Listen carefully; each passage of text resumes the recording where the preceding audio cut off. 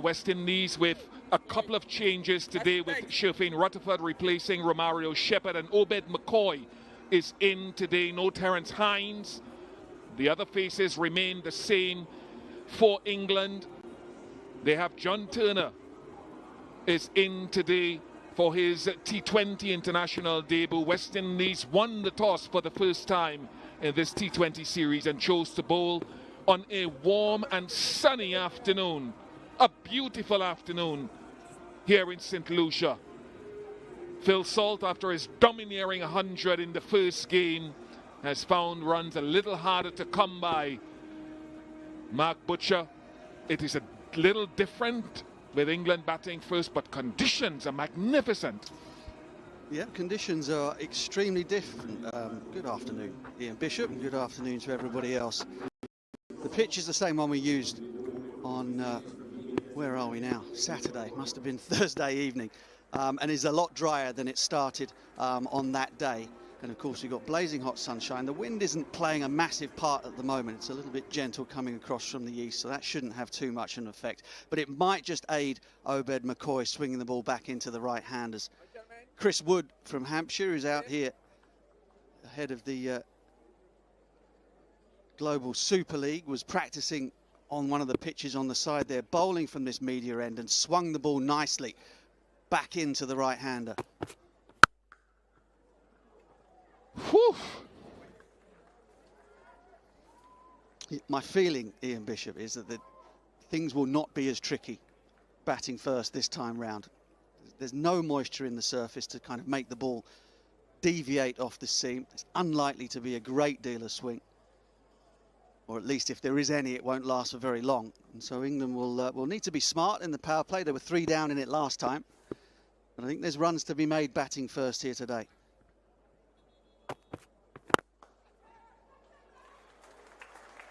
Hasn't taken him long, Phil Salt, to get the first boundary of this contest.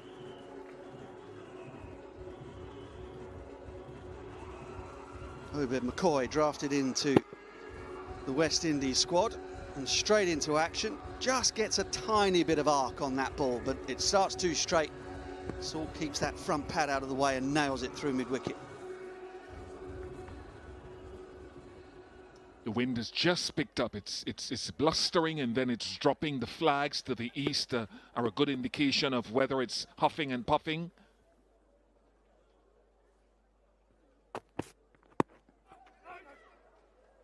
Obed McCoy last played. He won't be loving that. He won't be loving that. I was just about to say that he last played leg byes anyway, so he doesn't go to his analysis, but the West Indies will suffer from it.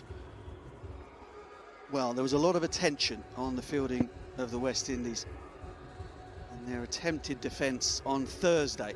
Drop catches cost them on that occasion, and that's just daft. Yep. May well you puff out your cheeks. Shai Rutherford. Obed last played on October the 4th in the CPL. So his field set now. I think they've seen a little bit of swing from previous deliveries, so they've got a deep mid-wicket and a deep backward square in place. His line has got to be, again, very tight on off-stump or inside the stumps.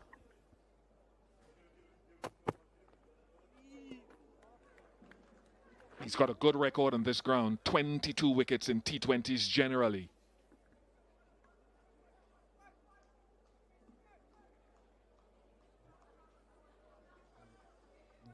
Very experienced now, Gregory Brathwaite in T20 internationals. Zaid Bathrat made his debut internationally on field in this series at the beginning, along with Dighton Buttler.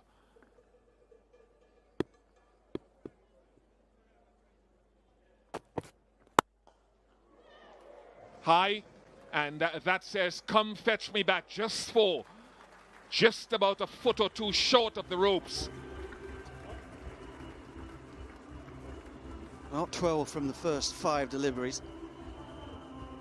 Such is Phil Salt's record here in the Caribbean, that after 2 failures, you might imagine that his time was today. Just had to check the stroke a little bit. Was perhaps aiming it a bit more over mid-on. Slowness meant him just keep the face open and get it over mid-off.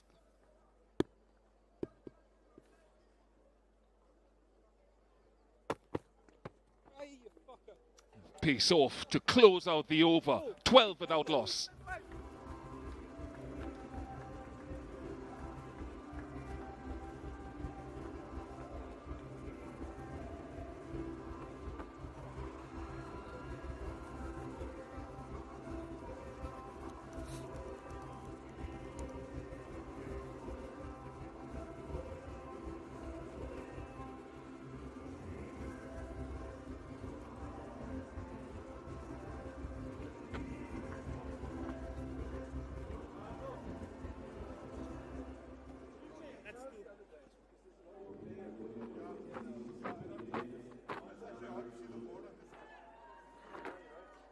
West Indies bowling first today, Alzarri Joseph. No Akeal Hussain with the new ball, who's dismissed Phil Salt on the last 2 occasions for 0 and 4 in the previous T20s after he got his 100 in the first game.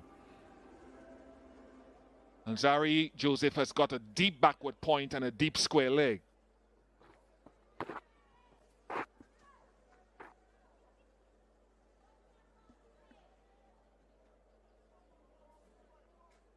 Again with that 3/4 seam where he wants to, because he wants to bowl a tight line. Gets 2 straight.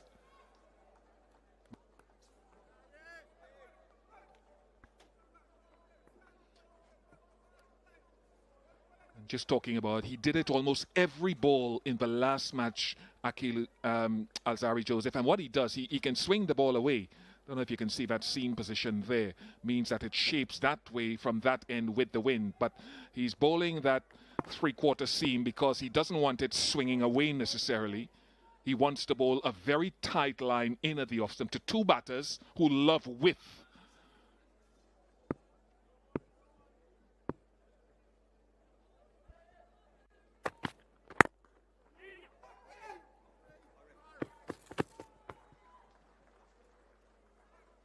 Yep, smartly done, Ian Bishop. Almost as smart as your pink shirt. Looking quite magnificent today. It was warm out in the middle, wasn't it, for the toss and the pre-show. Had quite a bit of cloud and coolness in the air over the last couple of days, but today it has been blistering. Flags are hanging limply. Just about the perfect afternoon for a game of T20 cricket. Don't give him whiff.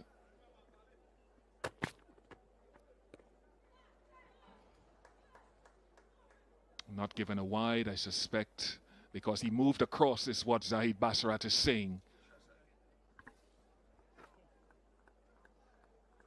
Yeah, Phil Salt is remonstrating. He did get that front foot a long way outside the line of off stump. It was sort of less a move across or directly across, more a move towards and across. Seen those given, seen them not. Slip comes out. No real sideways movement. Short cover in Powell.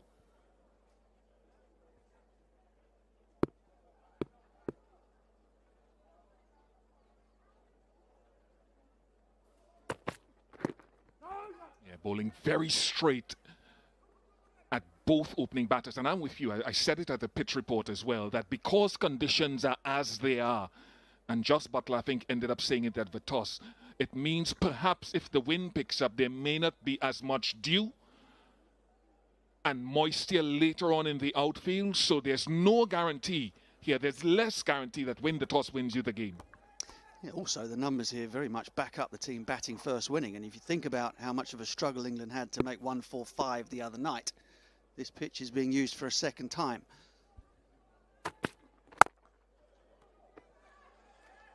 hard length straight. So I just want to be clear. I'm not saying that the team that bats second won't win. I'm just saying they'll have to work harder for a victory. They can expect no great contribution from the elements.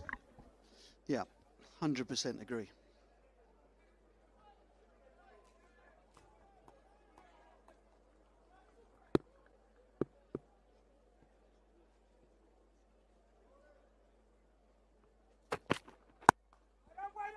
Very good from Alzari Joseph, not very good in the field again.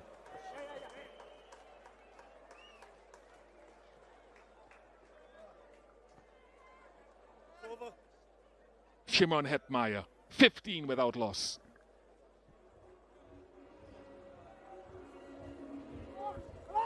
Well, both left-handed middle-order batters for the West Indies have had a bit of a shocker. Just lost his footing, in fairness. But still, the ball was barely moving. Poor Alzari.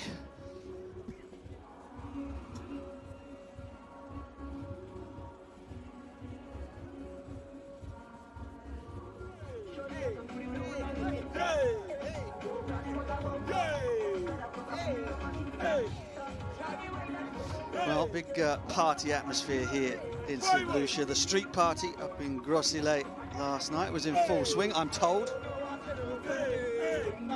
Sure, one or two of our number in the commentary team might have seen a little bit of that action. But it will be Akil Hussain to take over. West Indies did this in the third match on Thursday. I think it was Shepherd bowled the first over, Joseph bowled the second, then Akil Hussain came in and bowled the third. And I think this is where he picked up the wicket of Phil Salt for the second time in consecutive games. Has to bowl straight. Has to bowl straight. He's got a long on and a deep mid-wicket. Jackson strike.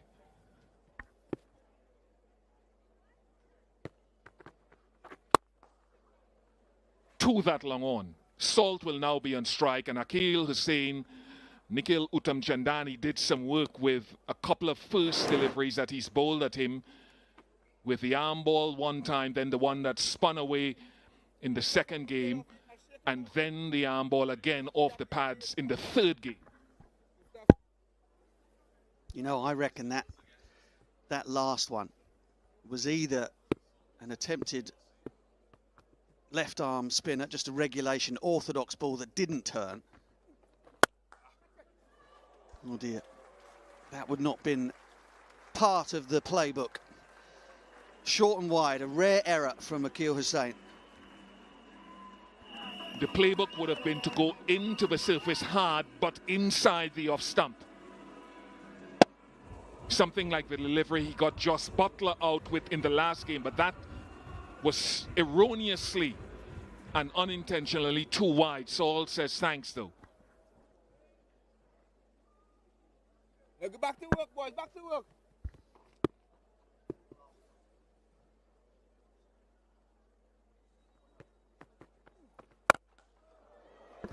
He got that straighter, and Salt has muscled this. He was off to a blistering start in the first game and got 100. He's off to a flyer again. Again, just too short.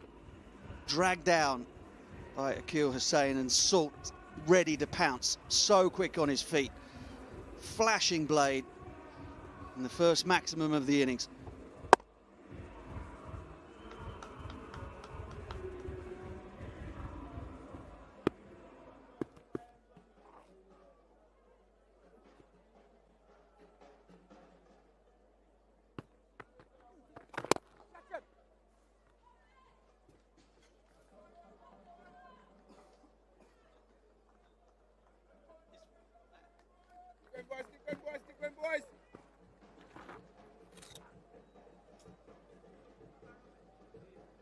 There you go, the fire from the Apex shot tracker illustrating Phil Salt's first maximum of the day.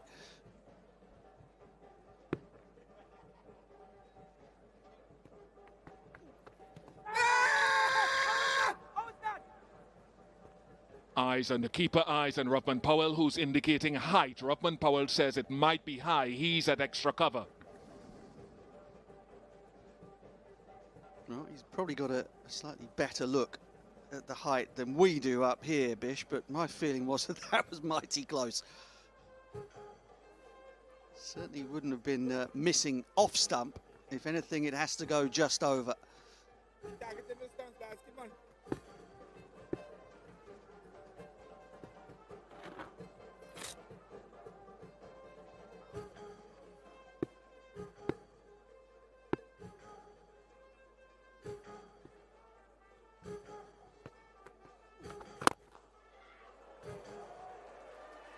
It's an expensive over.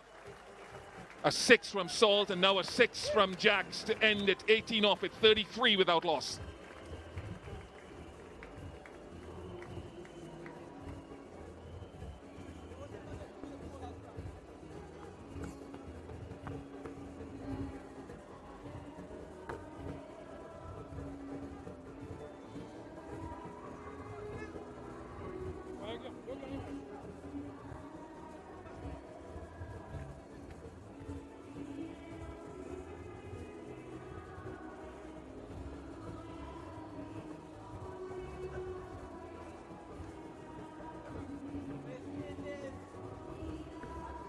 $18 off that last over. It was an LBW shout.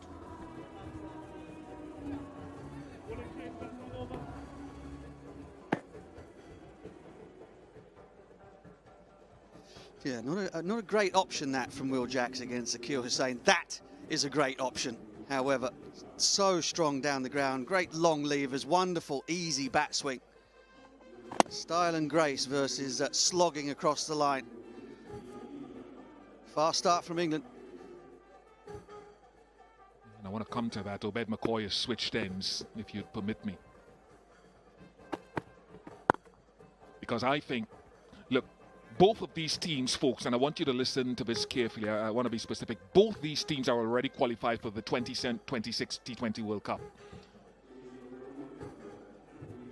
So I think it allows them to know whether their game is a 6-hitting game, as the Apex tracker shows us and informs us, what type of brand of cricket they want to play heading into that World Cup. You want to win every game. For the fans who are tuning in by technology and television, or those who have paid to come into the ground, that's uppermost, winning, forming a habit.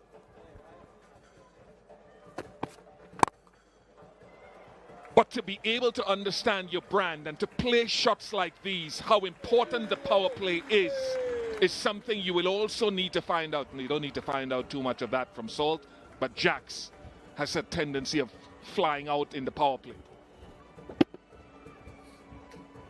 Well, Phil Salt has worked tirelessly on his offside game. It's another illustration of just how many dividends that work has paid.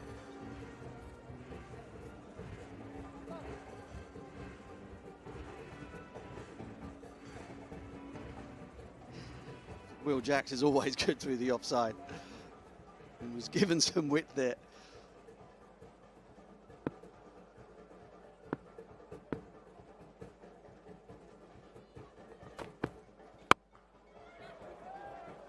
A lot of height on it. Might plug, it does plug. They'll come back for 3. Good running. So what I'm saying is that England have won the series. They've found out a few things about their team that they want to take forward power play bowling. The West Indies have lost disappointingly. They need to find out to tweak it when they bat again, even in a run chase, what their brand is. Has it worked in the first 3 games? Do you park aside the aggression, or do you tweak it for the next few series heading to that World Cup? That's perhaps the only advantage, given that no points are on stake as such to qualification.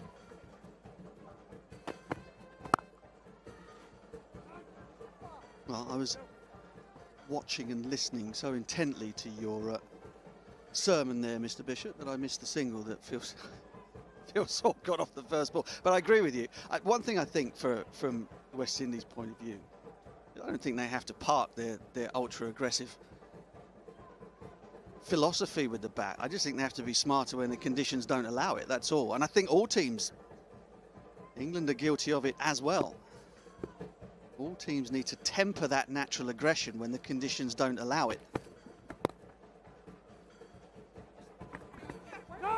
And I think your phrase there is when conditions are trickier. And I mentioned that in the first game, that the challenge West Indies and teams had in the World Cup here earlier this year was that they struggled to get scores when there was something either seam or spin in the pitch.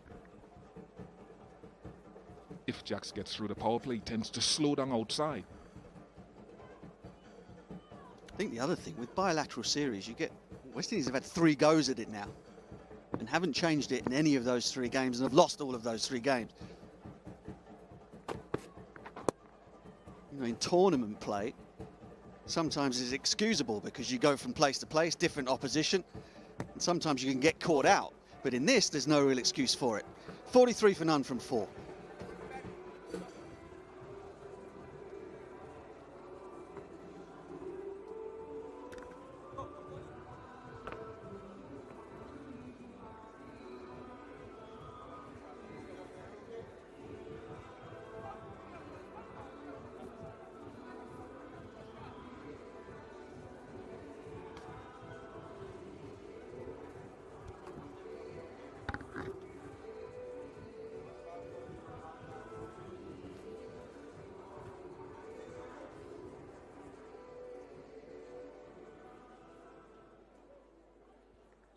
And good to see Obed McCoy back.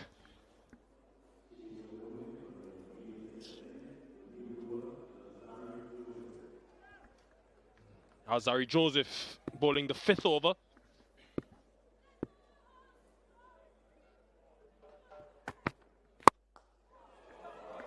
Will Jacks is on it today. He really looks good to start. Determination. England are off to a flyer. Carlos Brathwaite.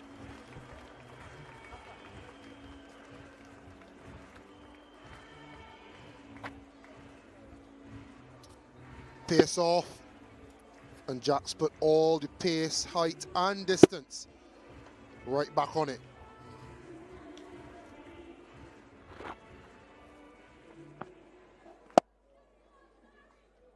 Yeah, his first over, Joseph, he was so good going hard length at the body of the right-handers. That one too full.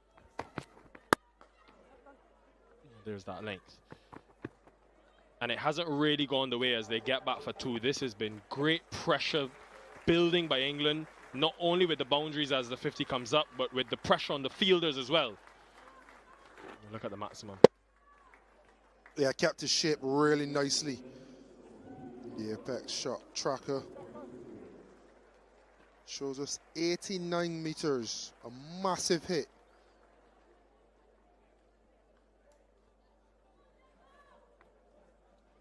Yeah, Joseph went short at Jacks last year in the series and had success against him. There's a deep backward square and deep point if he wants to choose that option. Yeah, that is the short delivery. I was making the point at the beginning of the over, Carlos. It hasn't really gone the way for the West Indies, but last couple of games it's been a difference in Rodman Powell's captaincy with this approach. Butcher and Bish were talking about it earlier. They don't want me to make this point because more is happening. No ball. But the swapping of ends is something Rodman Powell always hasn't done in the past, where he's bowled back-to-back overs in the power play, and we know the risks associated with that. Yeah, overstepping Joseph, probably trying to put a bit more emphasis in that shorter delivery. But second time now that he's done this, where Joseph and Shepherd swapped ends in the last game, now McCoy and Joseph swapping ends. We'll see what happens with Hossain and who bowls the 6th over, but free hit coming up for Phil Salt.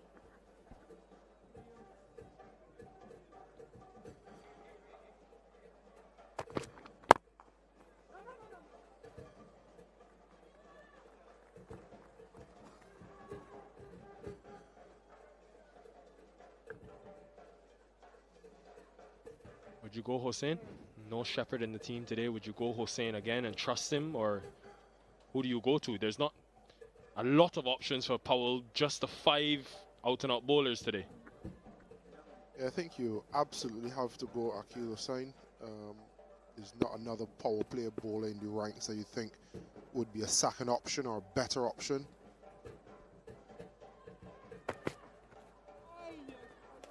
And it is probably reason why he's chopped and changed and try to bring something different, and you think about Obed McCoy left arm seam, Alzari Joseph right arm seam, Akil Hossain left arm spin. So trying to keep it as different as possible and trying to make themselves a more difficult proposition with the ball in the power play, not necessarily with different bowlers, but just changing the way and when the bowlers bowl.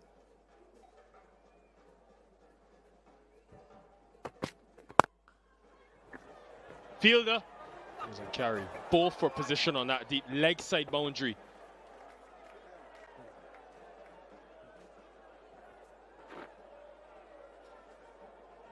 There's the hard length again though from Joseph. And this is what he's been trying to do. Just angling the ball in and tracking it back into the hip. So it cramps the batter, flailing the hands outside the off stump, but then it also cramps them as well. Hits more the sticker than the middle, going to the leg side, and he has extra protection.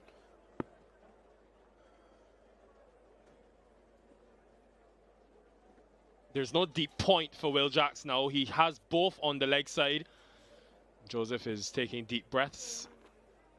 And he does have the deep point now. So he's bringing up the deep mid-wicket in front of square. Giving him the option when Jacks plays through that offside, which you know he's quite prolific in.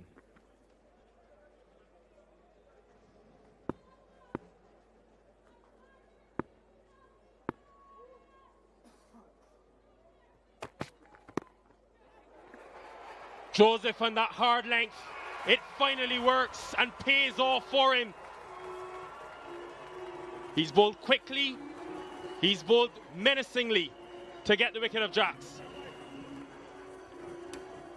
Into the wicket again, giving himself some room, Will Jacks, but too quick. Hurried him. He's a lot happier than he looks. He's just as disappointed as he looks, and he grimaces as well. England 54 for 1.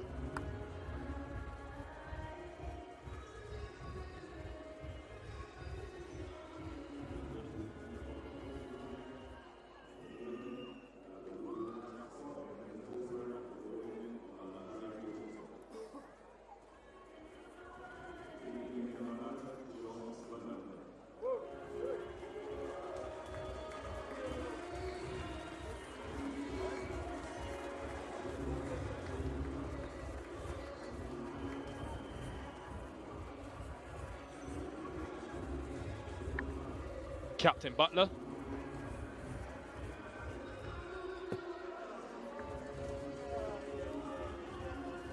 Fourth time in 7 innings that Joseph has got Jacks, and again using the shorter delivery. Yeah, and first sign of real attack from the West Indies bowlers as well. Not been the most swing on show. So then you change your length, you'll be hostile. When you have Alzari Joseph and his pace and the pace that he can reach. Why not employ some chin music? Finally did, finally rewarded. Yeah, this batting lineup today will be very aware that the West Indies are playing with, you could say, a bowler short, no Romario Shepherd in the 11 today. So it means that the likes of a Roston Chase could potentially have to bowl 4 overs. We saw that similar thing in the first T20, and they were good at putting pressure on the 5th option. Hossain will continue.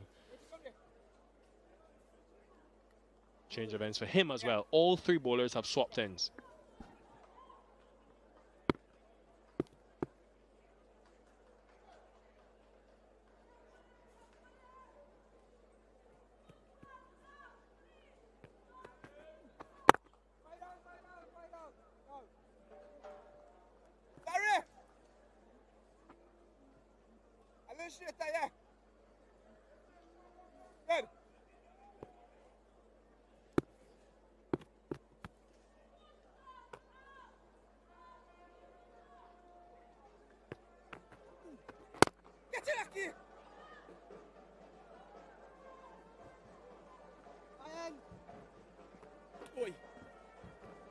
Shepherd with that groin injury, so it means that the likes of Joseph, And the 5 options, Motie, who we haven't seen as yet, and Chase will have a lot to do today. Maybe we'll see Rutherford and Robin Powell chip in with a few, and England will be aware of that.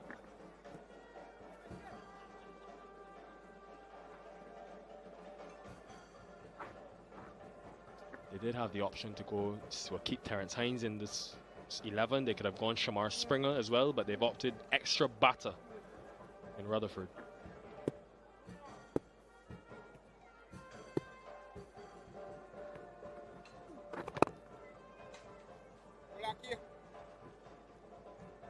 It's great to see people still coming to the cricket. A lot of local St Lucians we expect today and tomorrow, and Coach Sammy and the West Indies have extended special invitations to residents and caretakers of the St Lucy's home, which provides, of course, compassionate care to those in need, and they positively impact the community in a massive way.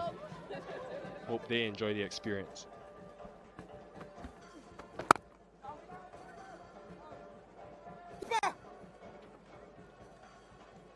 We were speaking about this last game as well.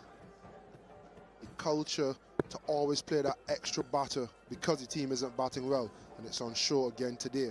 Could you have been more proactive and play a bowler? Mid-off up. Good awareness from Phil Salt, who hits another maximum.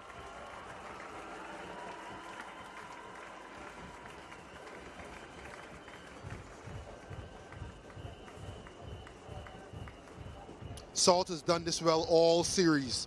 Off a good length or just full of a good length. The ability to get his hands with a vertical bat through the line of the ball and time it beautifully.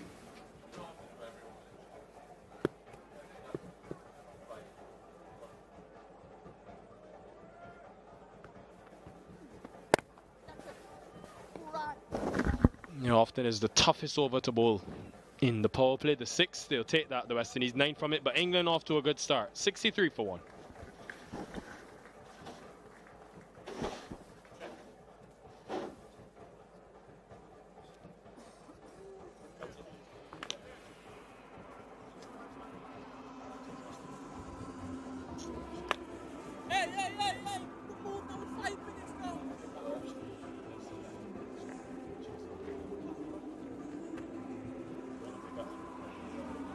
Yeah.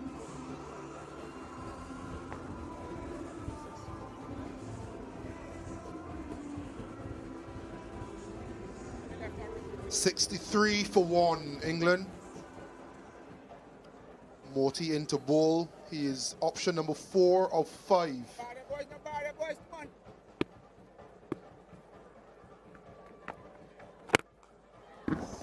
Even after the power play, the onslaught continues. Phil Salt not messing around, England.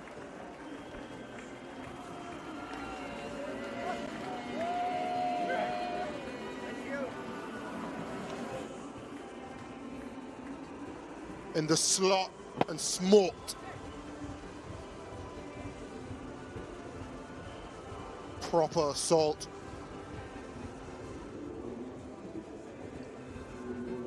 And we have a chance to discuss much like these guys are discussing now in the middle. Us in the commentary box, we're talking about the culture of West Indies cricket. If there are batting failures, to continue to play extra batters and weaken your bowling, as opposed to asking your batters to do their job more efficiently. And how much more efficient can you get than 90 meters?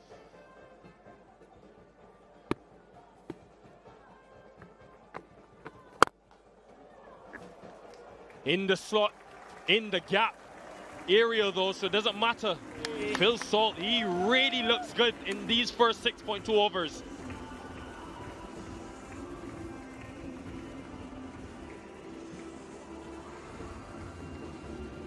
Leg stump or off stump. Phil Salt is definitely at the races today. 44 off 26 so far. It seemed like in that small huddle we saw, the plan was for Motie to go wide, which is for Salt hitting into the offside, into the easterly breeze, but that plan might be rubbish. He's just shown you he can still hit it for 6. Motie. Good power play batting continues.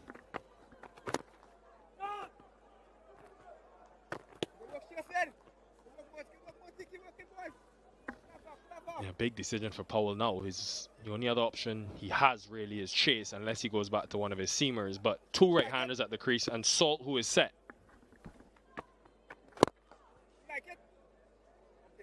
And that's why you shoot yourselves in the foot when you go 5 bowlers alone, especially with a death of real out-and-out wicket-taking bowlers. You probably say Alzari Joseph is the only one. Obed McCoy maybe. Gudakesh Motie not had the best series so far, and Akil was saying with the new ball. But you need to give the skipper an extra option, I feel, where he can be a little bit more flexible tactically.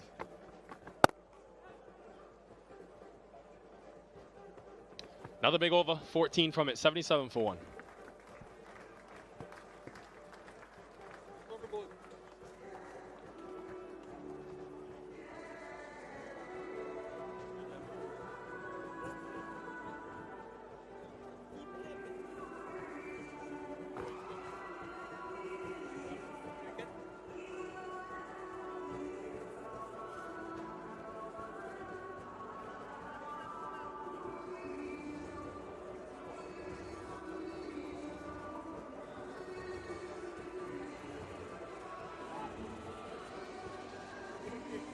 Even after the power play, England maintaining that tempo, trusting their depth.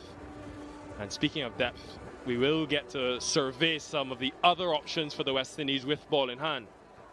Haven't seen Rodman Powell bowl in the series, just the 5 wickets in T20 international cricket. And last time he bowled was in Australia back in February.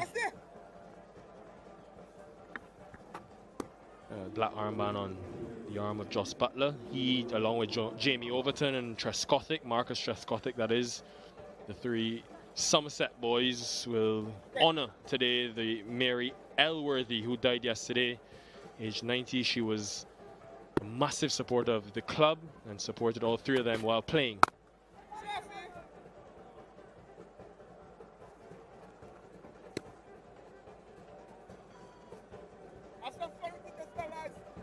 On his left bicep, Marcus Trescothick lending in.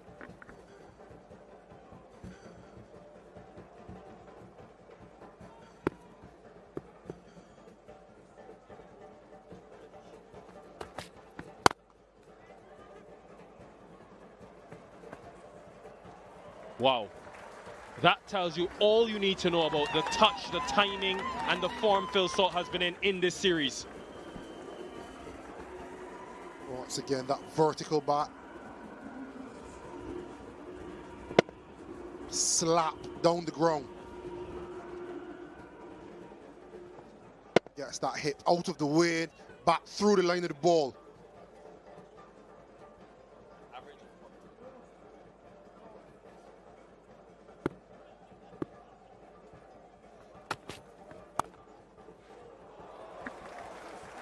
Four more.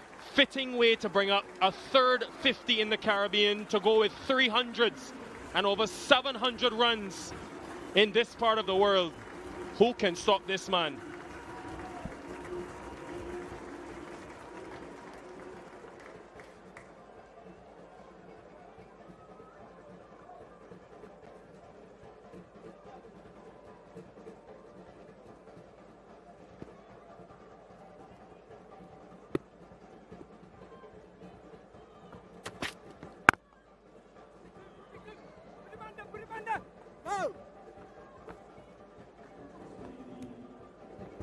Phil Salt has been absolutely sensational. This is a little glimpse into the dexterity of the man. We've seen a lot of power on show. He's been able to mix both power and dexterity in the Caribbean conditions. Been very successful, saluted by his team and support staff. Buttler doing the right thing. Rotating straight, playing his role at the moment. 11 from Powell's over, 88 for 1.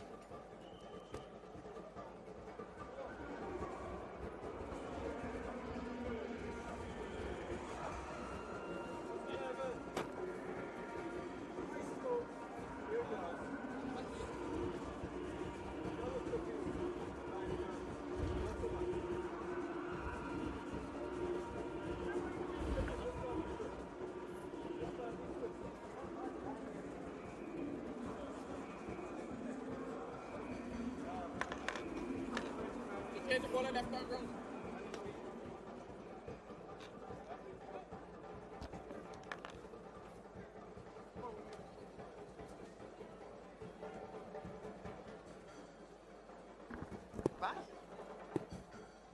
Going at 11s, England. Akil Hussain from the media centre end.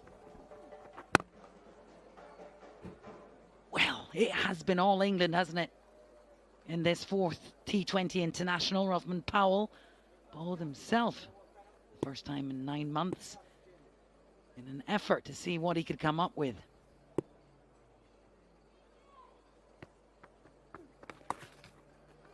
Yeah. We're seeing a really confident England here this afternoon. You couldn't expect Salt, really, to fail 3 times in a row, could you, Mark Butcher? Not in the Caribbean. Strike rate 160 against spin, 170 plus against pace. He's been irresistible at times, even despite those 2 failures in the back-to-back games, the last one in Barbados and the first one here. You gave me a bit of a glare in the pre-show when I suggested that win the toss, win the game might not be the case today. How are you feeling about it now? Flatter pitch.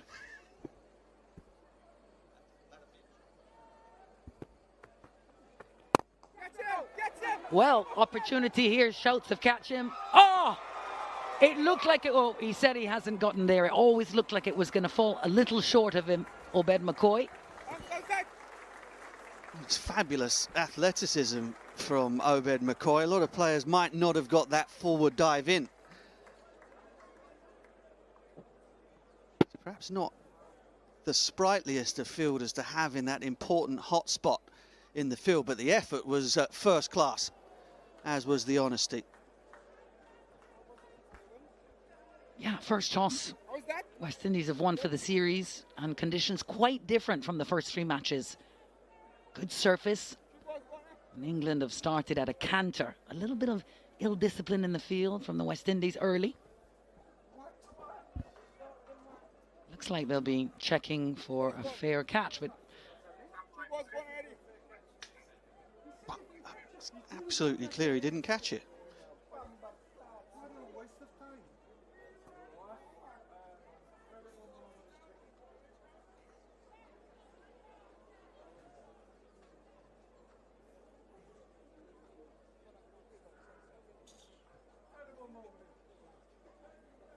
Left foot over.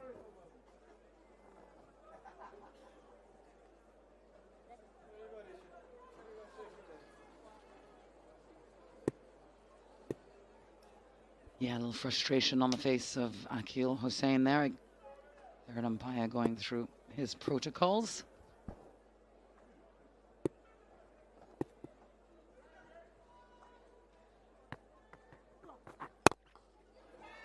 Unbelievable. Lofted into the offside for 4 more. Hemorrhaging runs here, the West Indies.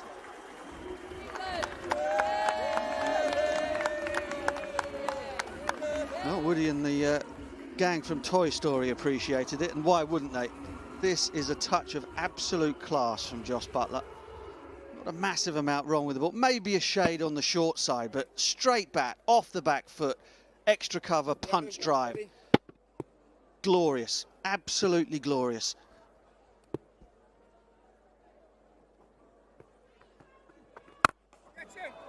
Well, this looks like it's 6 more. Fielder just standing, watching it sail over his head. Just a masterclass here from England. 10 from 2 deliveries. England race to 100. Inside the 9th over. Hussain, who's been so miserly during the course of the entire series, really, including the one-day internationals, is being brought to book here.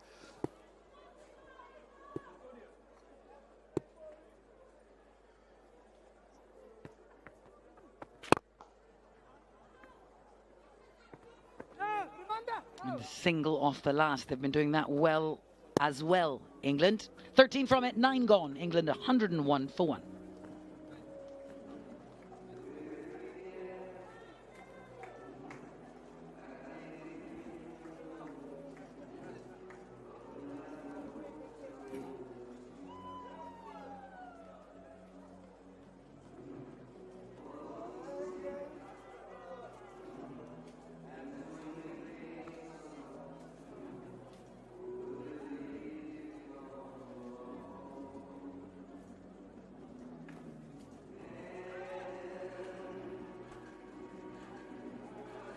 It's been a rollicking start for England here in St Lucia for this 4th T20 International. Looking for the sweep, no doubt. It's a confident side. And they've raced to 101 off of 9 overs. Combination of big boundary hitting, as well as a rotation of strike. Good aggressive running between the wickets. And the West Indians still scratching their head, searching for answers here.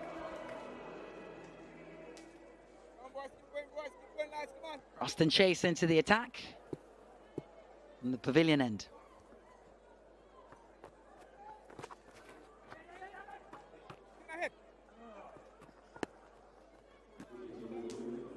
Well, Powell is going through his options. He's had a go himself. Joseph has bowled 2. He's been excellent. McCoy into the side, expensive left arm over. Keeler Sain has gone from 40 for 3, and now they're bowling off spin at the 2 right-handers.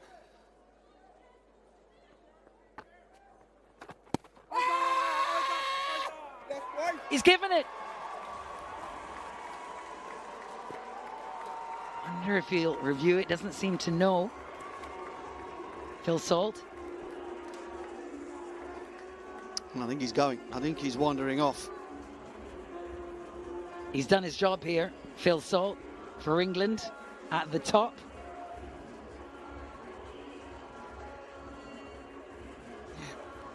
Wide of the crease, just spearing it down the leg side. Phil Salt must have just got a little touch on it. Nicholas Pooran has got his catching hands back.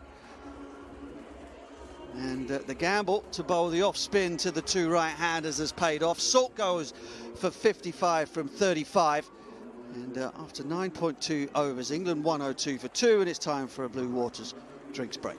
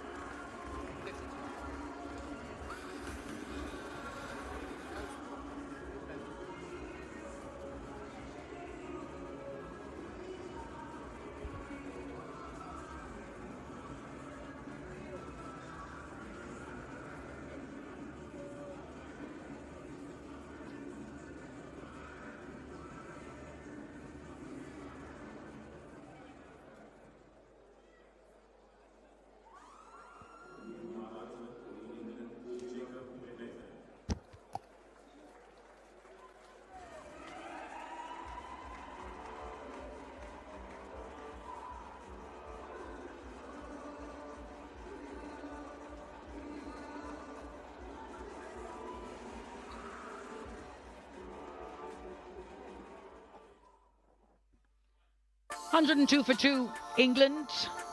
Nicholas Pooran's catching is back, put down a few in the game before. Held on for Jacks. Alzari bowled a short, quick one. But Phil Salt's been magnificent. He's been blistering the balls all over the ground, into the off, into the on, down the ground, enjoying his time here at the Darren Sammy Cricket Ground. Yeah, yet again, just showing how dangerous he is against the new ball at the top of the order for England. And in the end, it was a speculative try. Ball fired down the leg side by Austin Chase, and it must have been a tiny little feather, or perhaps just clipping the glove on the way through to Nicholas Pooran, who held on.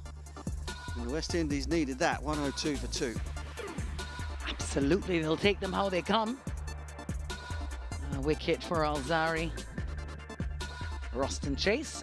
We're in beautiful St Lucia, 14 degrees north of the equator. Sublime this time of year, just enjoying it so much. There are the Piton Mountains, there's Gros and Petit Piton. It's a wonderful holiday for your family, or a romantic holiday for a honeymoon, get married in St Lucia, and of course, just a great place to come and watch cricket. Fun in the day and lots to do when the sun goes down. Graham Bethell and Jacob Bethell, son of.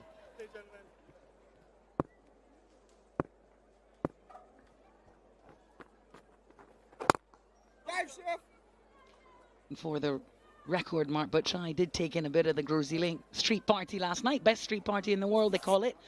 And boy, it did not disappoint. Phenomenal stuff. Lots of people there. Great action. Not far from the Darren Sammy cricket ground. It's down on the coast. And England enjoying the party here today.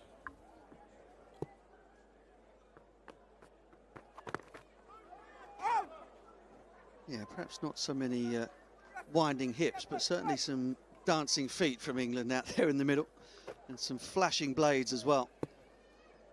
Chase doing a good job here of slowing that momentum momentarily.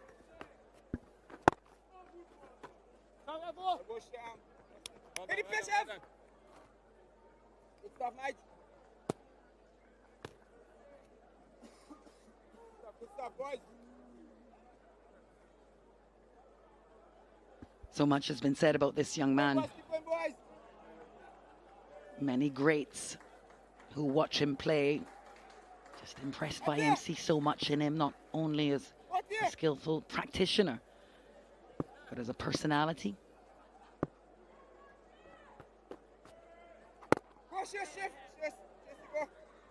He's really been able to grow and mature and develop in this side. All right, 10 gone, England, 105 for 2.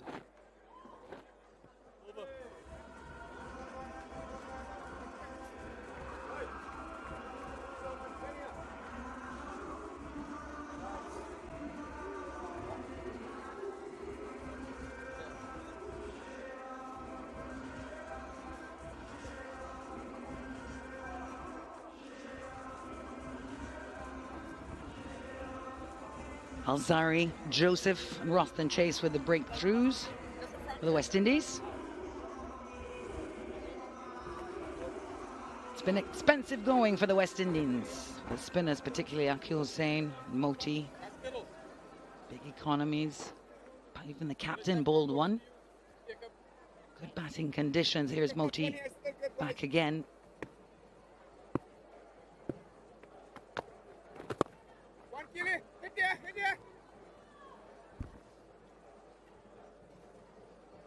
Having asserted so much dominance, England already having clinched the series in the last match, they've started this game looking the more confident side. Certainly enjoying better conditions as they set a total here today. Yeah, pitch looked very different from the one we were faced with on Thursday after all the rain.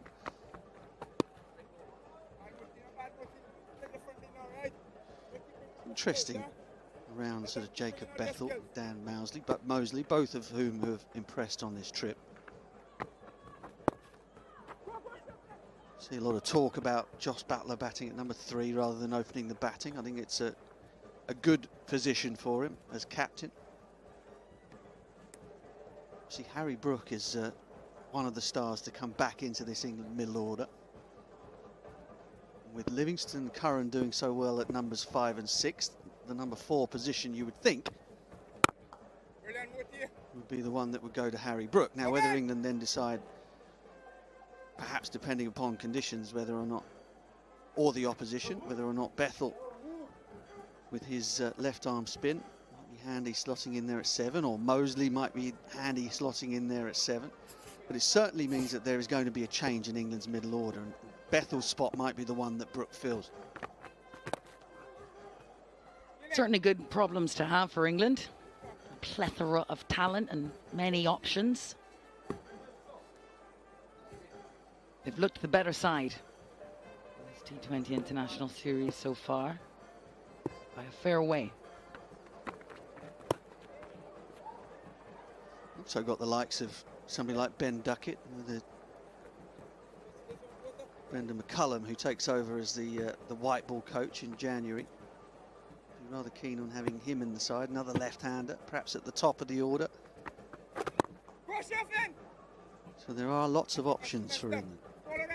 Tight over from Motie, just 5 from it. 110 for 2.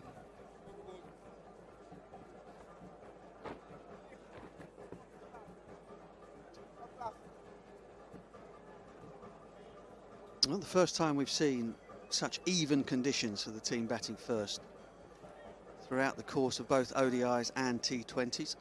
It's a pitch we used on Thursday. We've had a beautiful sunny day today, no rain, barely any wind. Could the trend be changed about the team winning the toss, winning the match?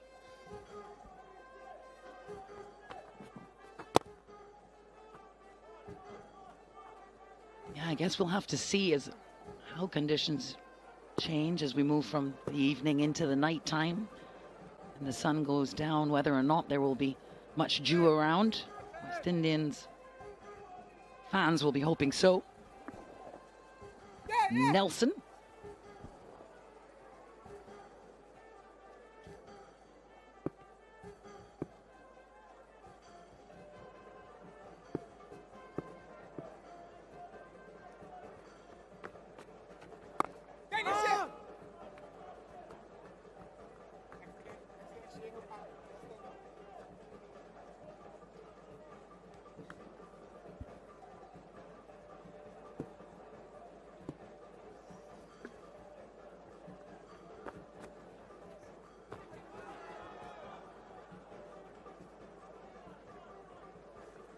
Got rid of the dangerous Phil Salt, did Roston Chase. Back again.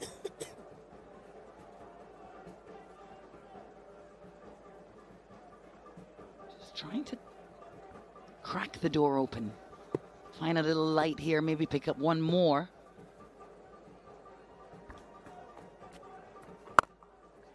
Wow! Sound off the bat, 6 as soon as it left the bat. Again, the power, the skill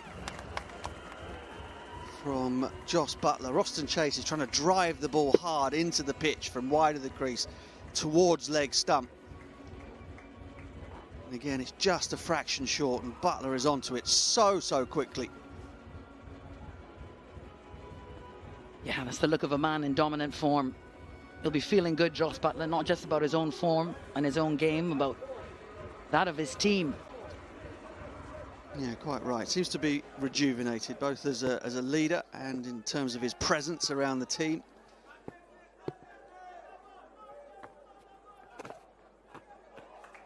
He's got so much time, Josh Buttler. All the time in the world and everything to do with it. 4 more. Yeah, Chase is trying so hard not to allow Buttler to get underneath the ball to hit him back down the ground. But Buttler has just simply decided, I'll sit back and wait for him to drop a little short, bang one over mid-wicket, and then he knows he's going to come flatter and quicker the next delivery, so scoops it for 4.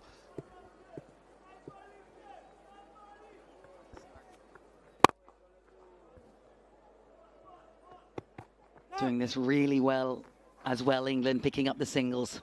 So 12 gone, England have hurried to 1-2-3 for 2.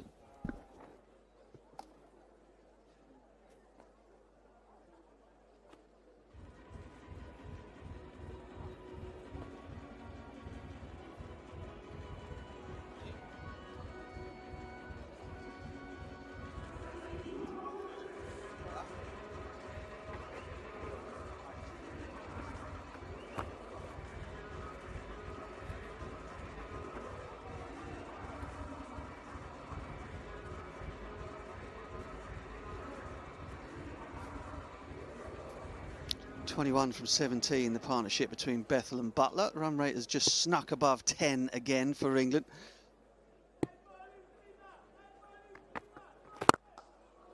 Six more from the second it left the bat. Little bit of fade on it off the blade, and it's another maximum for Buttler. Buttler at his best. Almost Yorker length, getting under it. Middled.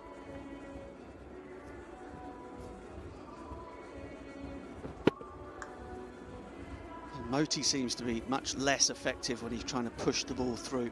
Chase and Hussain naturally bowl that sort of pace, driving it into the pitch, but Motie much more of a flight style bowler.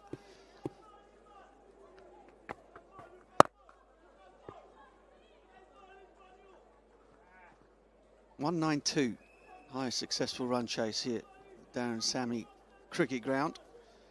You feel, Carlos, that West Indies will have to better that today. Or maybe not. Buttler's gone. Motie picks him up. The England skipper went to the well of the reverse sweep once too often, and it has cost him his wicket.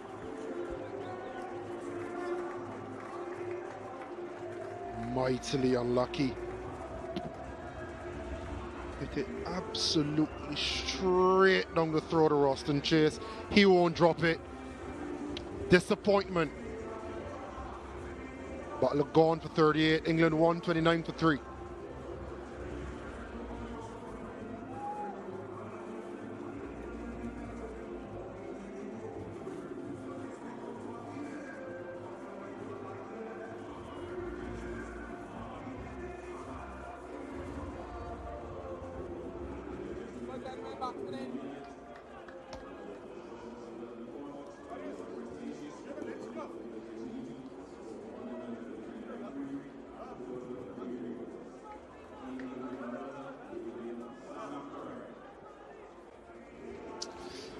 Liam Livingstone, new man at the crease,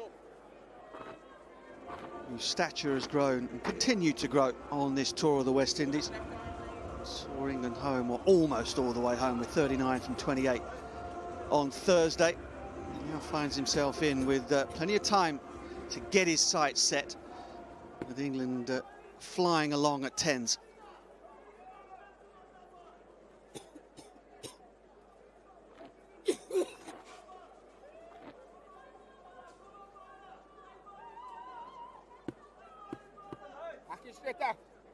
Go there, go there.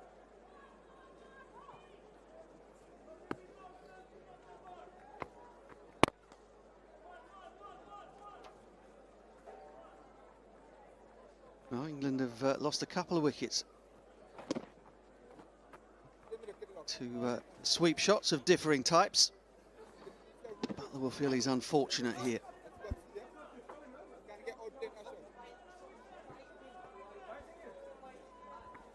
You mentioned earlier, Butch, about Motie not being that hit the deck kind of bowler, and more traditional flight and guile. Well, the 6 was 103 k's an hour, and ever since then it's been 92, 96 for the wicket, 90 first ball to Livingstone, and all the way down to 84 at Bethell. So the more comfortable he is, the more he gets into his work, being that flight and guile bowler versus being under the pump and going a little bit quicker.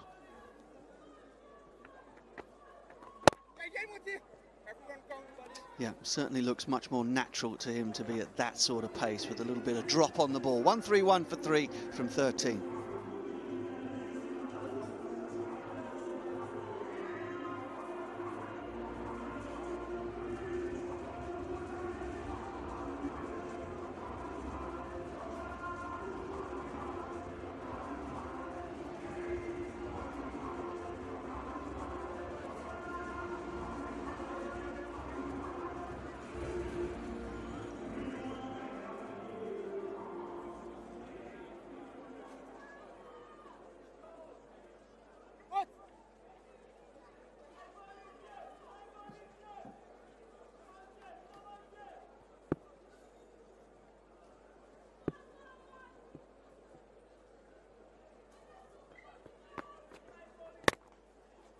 Finds a gap, does Bethell. Outfield has quickened up a bit, just enough to get it to go to the third man boundary for 4.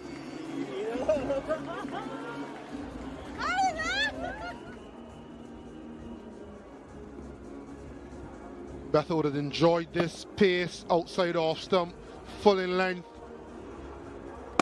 and carved through the offside. That's his favourite area. Meat and drinks for him. Just wonder if we could attribute something similar to Roston Chase. He is more adept at bowling into the pitch, but at the left-hander, can he express himself a bit more, bowl a little bit slower? Go, go, go. Now, one thing's for sure, we've not seen any turn today. Think back to Barbados when Liam Livingstone got Nicholas Pooran stumped. First time in his T20 career that he'd been stumped. Ragged it past the outside edge. Bowling off spin. Livingstone, who switches between off and leg spin depending on the batter taking strike. One thing that gives you an idea is just how different this surface has played today, is the ball has barely deviated at all for the seamers or for the spinners.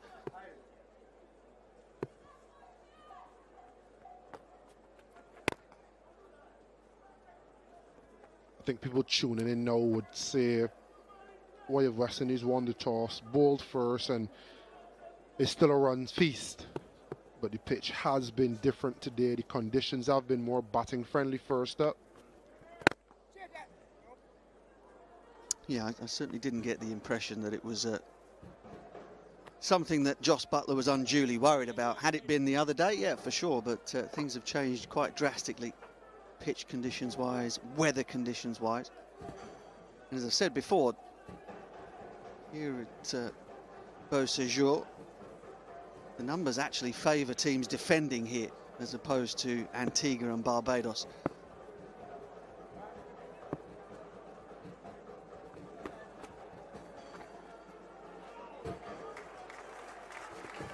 Delicately done.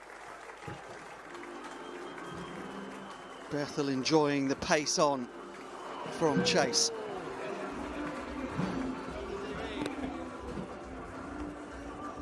Delicate and cute. And more importantly, successful. Playing the field, no 45, just use the pace. Another boundary to this prodigious youngster.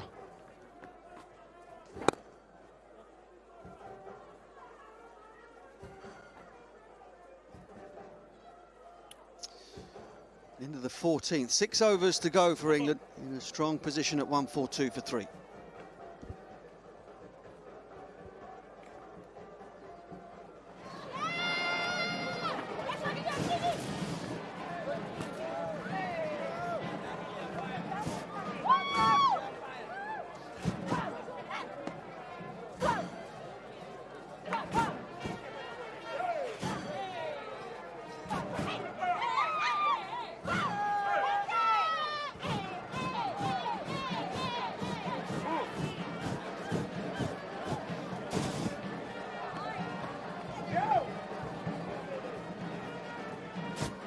He's been drinking a bit of overproof rum.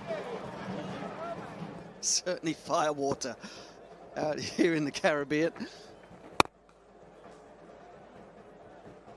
England have been on fire for 14 overs. Inserted by the West Indies. Change for them. John Turner is in for the rested Jofra Archer. A couple of changes for the West Indies. Rutherford in for Shepherd, who's got an injury. Well, that's hit straight and hit very hard. 4 more. Well, he can use the pace or he can put plenty on himself.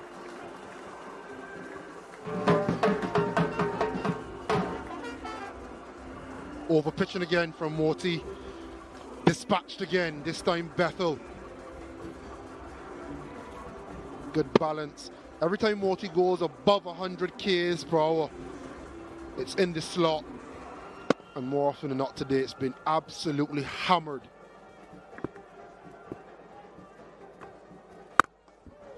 Oh, hammered. Hammered indeed. That's out of here. Fabulous way to bring up the 150 for England.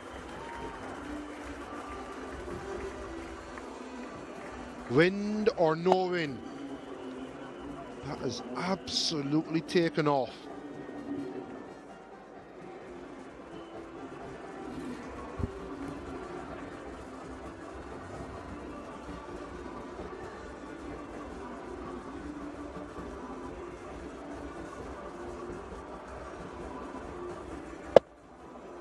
Just gets beautifully into position there, Jacob Bethell. Extension of the arms, 88 metres. Beautifully done.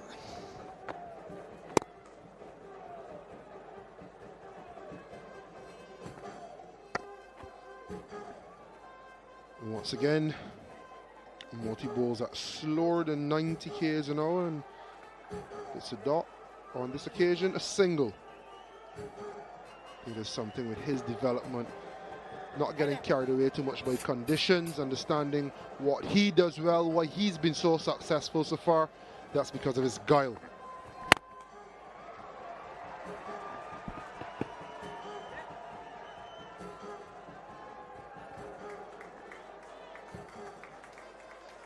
England have done this well.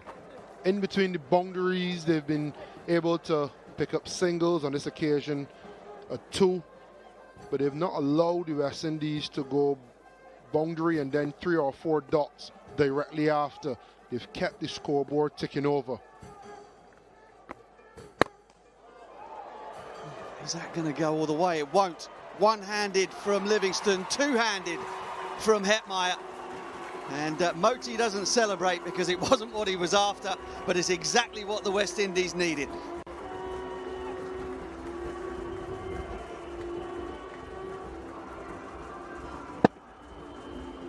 Well, there will be no clipping up of this wicket from Motie, but it's something in the right-hand column. A catch for Hetmyer, a wicket for the West Indies.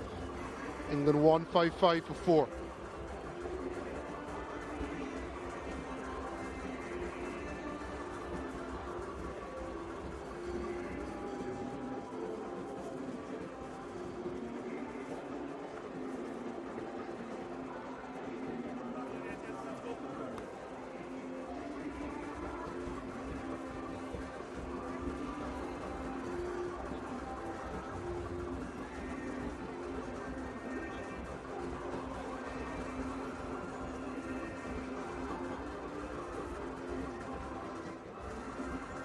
Sam Curran is having an excellent series with the bat for England. Career strike rate is on the way up. Comes in with 5 overs to go. And this is why he's there. Liam Livingstone will 9 out of 10 times send that one all the way back to Barbados. But on this occasion, didn't take full toll, and Hetmyer and the West Indies grateful to see the back of him. Yeah, West Indies have had 3 wickets that the analysts won't be clipping up and re-showing anytime soon. They'd be happy for the wickets, something that they've struggled for in this series, consistently breaking partnerships, stifling momentum.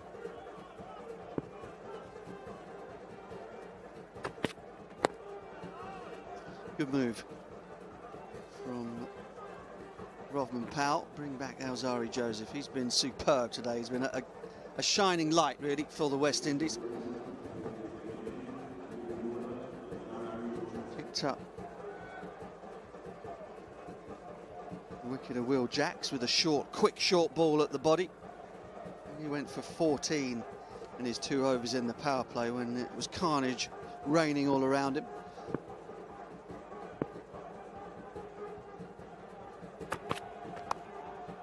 Oh, quite deliberate.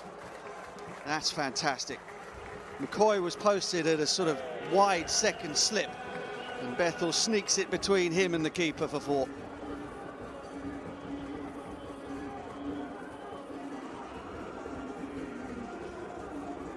Bethell has gone about his business beautifully. Latest in a nice array of shots this inning so far.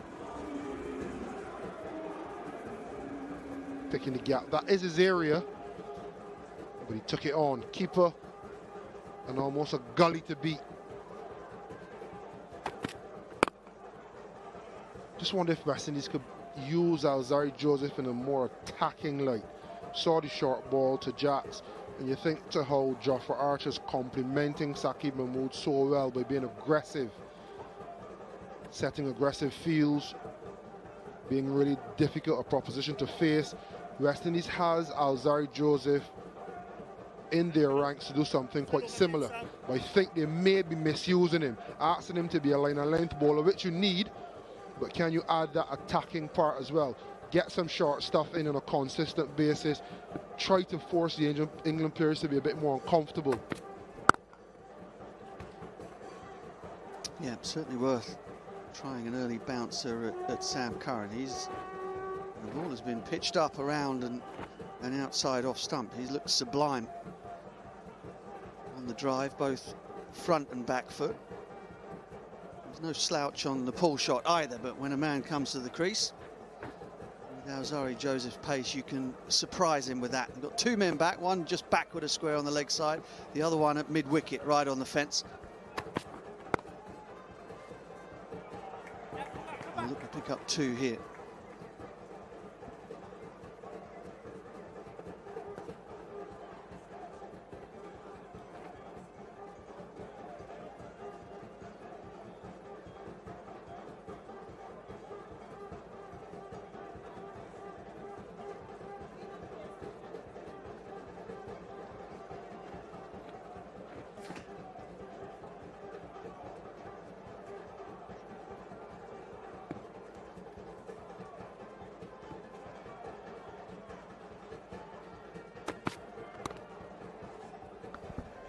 McCoy in the action again. Big man does well. But England will pick up two nevertheless to finish the 16th over. 164 for 4.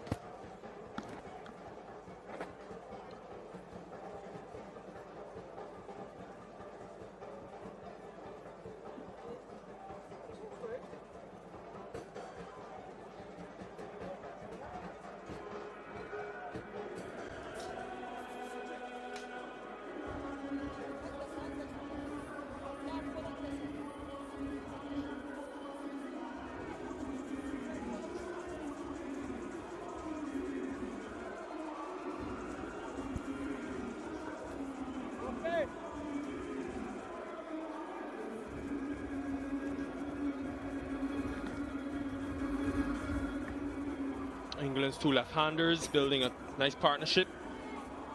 Yeah, Powell would have had the option of going either one of Chase or one of Akil Hossain, and with the two left-handers at the crease, he's going Roston Chase. Usually this would be hitting offside with the wind. There's absolutely no wind at the moment.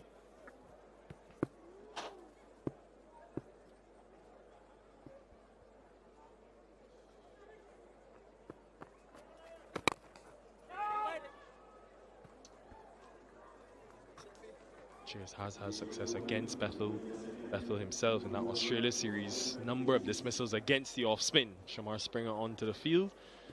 No, Evan Lewis has gone off to get some treatment. Ian Bishop is alongside. Hello, Nikhil. Hello, everyone. And beyond this, Obed McCoy has a couple of overs that I assume they will have to utilize.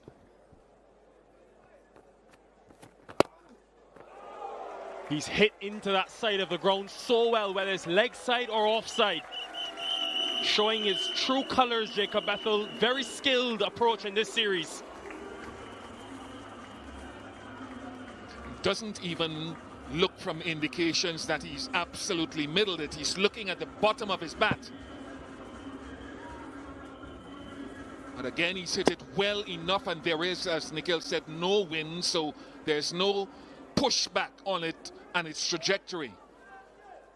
Austin's going to have to try to get a little closer.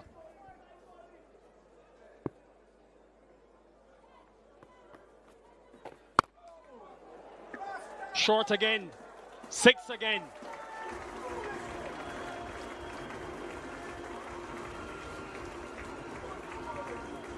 Strike rate of 209 as it is now from Jacob Bethell. It's just what England want to continue pushing into this final phase of the innings. Not great bowling.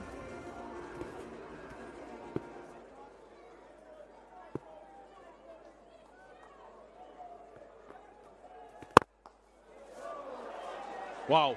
3 back-to-back sixes to bring up another half-century for Jacob Bethell. He is some talent. Born in these shores, he's taken his game further in England and is now winning them games.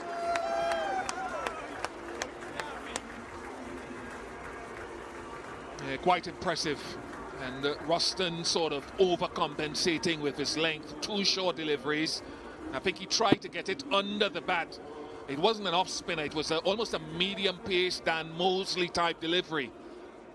Missed his length and it disappears.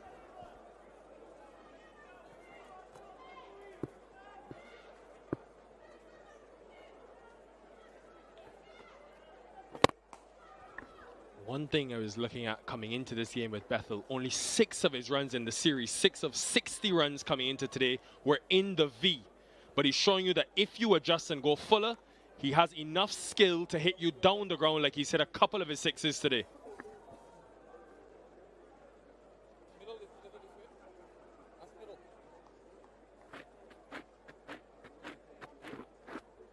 West Indies have to look to Alzari's 1 over. Obed McCoy has 2.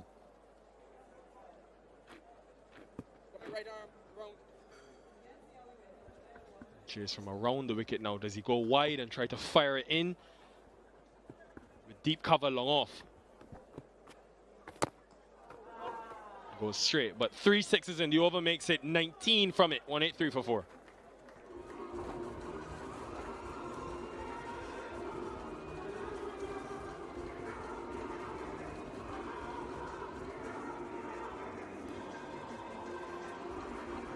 $19 in that last over, the one that came in the power play. The other tall tower was 18 of Akil Hussein's first over. And good consistent towers going through the middle overs outside the power play for England, although they've lost 3 wickets.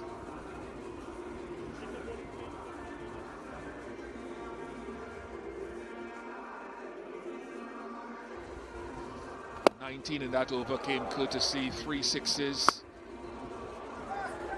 off the bat of Jacob Bethell. Good batting, outstanding batting. If it's full, he hits it down the ground. If it's short, it goes over mid-wicket. Heading to his second half century. And now, if this goes well for Obed McCoy, he'll have to bowl 2. Alzari will bowl from the other end.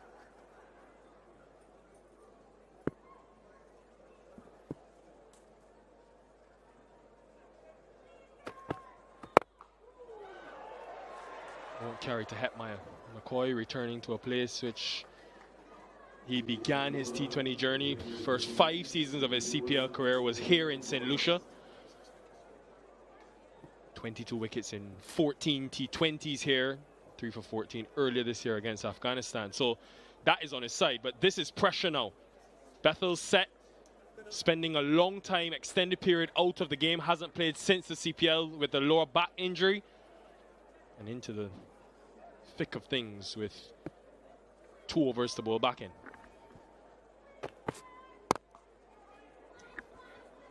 We'll look for 2. It'll just be 1. And Bish, you've been speaking about it throughout the series. Educate the viewers on why it could be important for the West Indies to develop this left arm angle, especially for this phase of the innings. Yeah, I think it's a nice conversation to have. I mean, you're picking your best bowlers first and foremost, whether they're all right-handers. But if you have a quality left-hander, and I'm not saying Obed is or isn't, then you create a different angle. And if that quality left-hander can swing the ball back into the right-handers with a new ball, it's a real bonus. Right, so, and again, my point is quality, as I've always pointed out to you, Nikhil. You want a left-hander if you can to be, because most teams come with a right-left combination of quality, opening the batting at the top of the order if they have it. So if you can get a left-hander who swings the new ball and who can then come in the depth and maybe, let's say to right-handed batters, bowl that wide line Yorker, it's a bonus.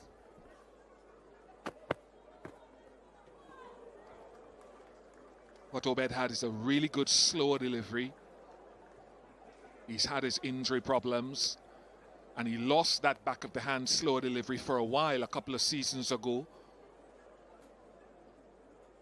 Trying to bring it back as well as an off cutter, which is that one.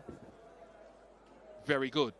If he can add that Yorker to his entire package, would be brilliant.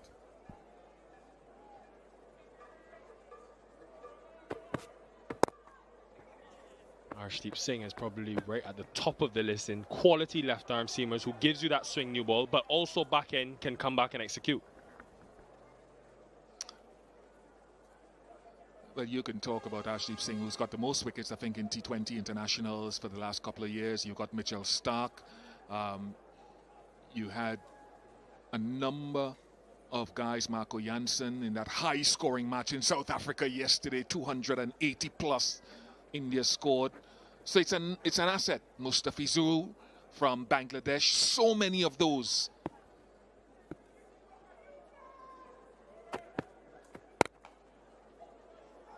It's been a good over this in terms of the variation, and one he's also trying to add, Bish, we saw it at times at the CPL, is a delivery out the front of the hand, Obed McCoy, which gets some dip. He dismissed Joel Andrew and Antigua with it, and we saw Overton bowl it well in the last game. Yeah, and I'll stress once again to your point, I think we've got a number of young guys at the academy right now, and they need someone to expedite their skill technically, not only their know-how, but their developmental technical skill.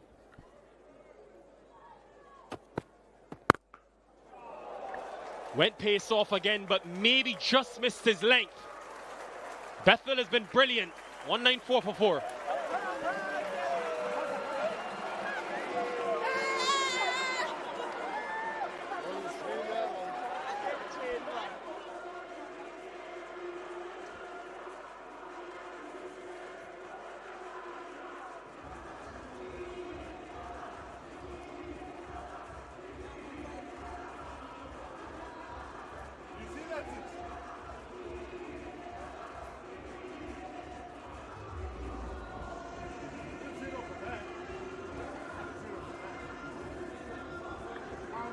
.63 runs coming from the last 5 overs. 2 to go. England nearing 200. They will know how difficult it is to defend totals here once the lights come in. That last ball 6, what happened here was that he lost the length of it. Earlier in the over, he beat them with a sequence of deliveries, Obed McCoy, because it was more into the pitch. That was very full and very well played.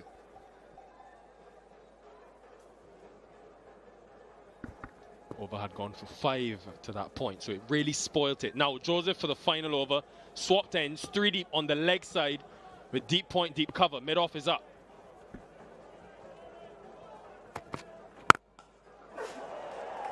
Fielder can just watch. Now Sam Curran is in on the act. Brings up the 200 for England as well. Attempted Yorker, missed. It's a lovely surface if you can execute your shots well. Again, compliments to the ground staff and the groundsman for producing another beauty here in St Lucia. Quickest 50 of the innings, just 22 deliveries.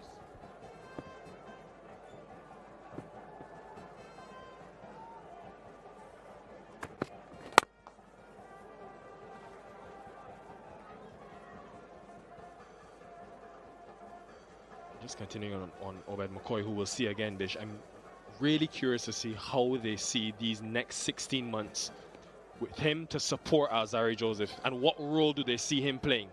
Is it a case of him being the main option at the back end of the innings? Will he bowl in the power play where he hasn't very often for Robin Powell in past tournaments like the CPL where they play together? But how can they get Joseph help in these last 5 overs? Is it Hines? Is it Springer? Who are the options?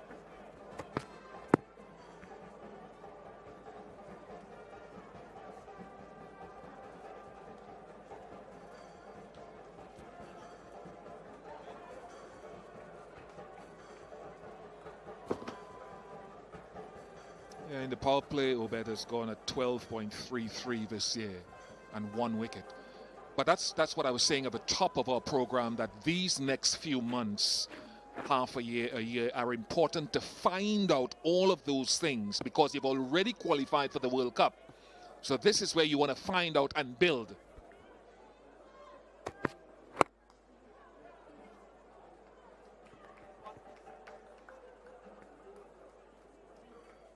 And I know, I'm stressing that winning is important. Please don't get me wrong. Fans want to see winners. You want to build good habits. But it's also an important period of time to find out if Terence Hines, Shamar Springer, Shamar Joseph are guys amongst a group that Robin Powell and West Indies and Darren Sammy can go to, or England can go to their guys up to the next World Cup. That sort of delivery there is what you want to find out, if who can deliver that for England, who can deliver that for the West Indies consistently over the next couple of years leading into the World Cup. The Yorker is still very good. in and amongst your other variation. Could be building a pool of fast bowlers who you think. I mean, we can add Matthew Ford to the discussion, who's injured, but he showed on this tour that he's got the skill set to go wide Yorker to complement his pace off and his swing bowling. So how do you develop that pool and depth?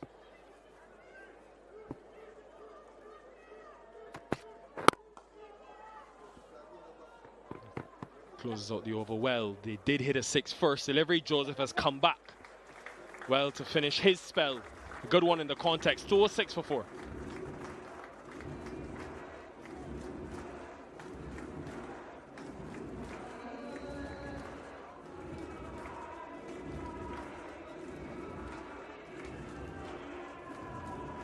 Fascinated to see how the West Indies chase this, how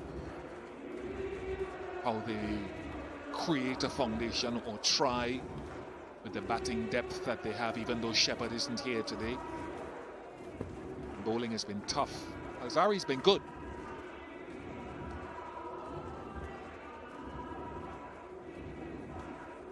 Joseph going at 8, but in the context of the game with England 200 plus, they'd be happy with the body of work given the overs he's bowled today.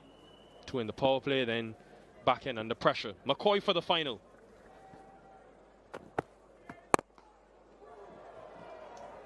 Hit straight again.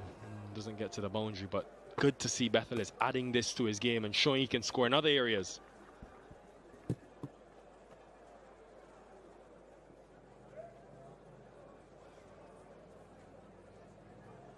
They've had a look and they've seen that so far in this spell, McCoy's best bowlers have been the slow one into the pitch. Some batters will then tend to sit back and wait. And if it's a quicker one, then they'll have to adjust. But some guys will sit back and wait for the pace off.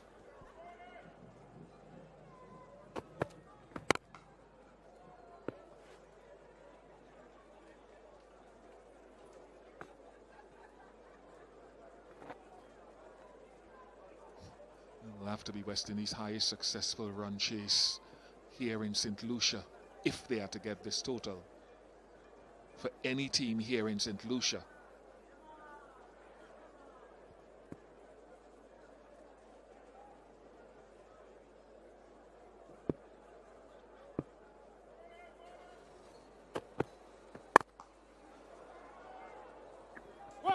Good manipulation of the field again, even though it's just 2.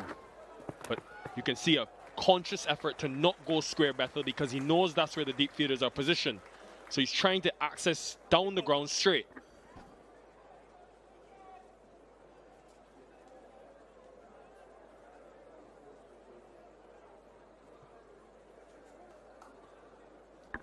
They'll need a good start, Bish. They'll need their top order to adapt to conditions quickly, but give them a start. The top 5 has been non-existent in the last 2 T20 international series.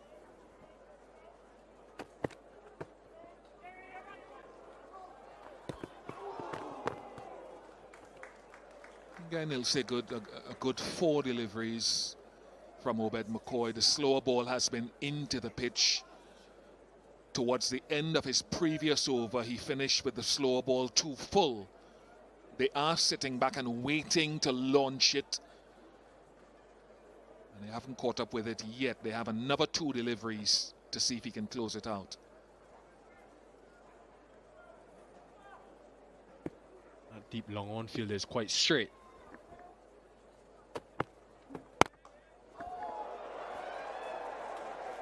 Really well hit. To hit a delivery of that length down the ground for 6. Impressive.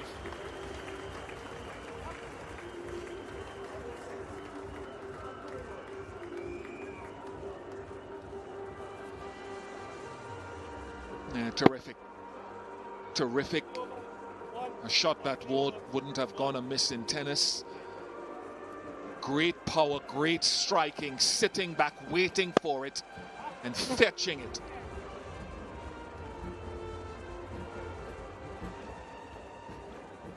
Seen too much. The field isn't set for it, but we haven't seen too many attempts at wide Yorkers from him.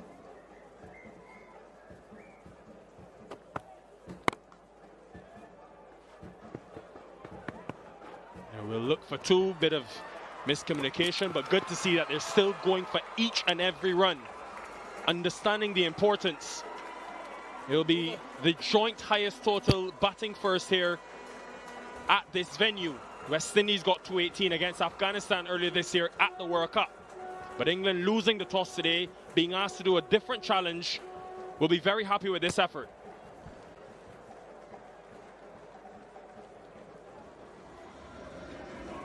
So they have a big challenge here. They've had perhaps cause to blame the losing of the toss in the previous 3 losses, but this time there will be no such excuse. The conditions, we feel, are going to be pretty much even for both the sides as they go out to bat. Shai will open the innings for the 2nd time in the series. It was run out brilliantly by Obed Bethell on Thursday. What was a disastrous start for the West Indies in the power play, losing 5 wickets for 39 runs. England will have John Turner with the new ball. Jofra Archer has been rested for this one with the series wrapped up. Turner will add a T20 international cap to go with the couple that he earned in one-day international cricket back in the early part of the series. Jofra Archer, the man he replaces, hands him that brand spanking new red cap that sits proudly on top of his head, and he will take the new ball from the media centre end.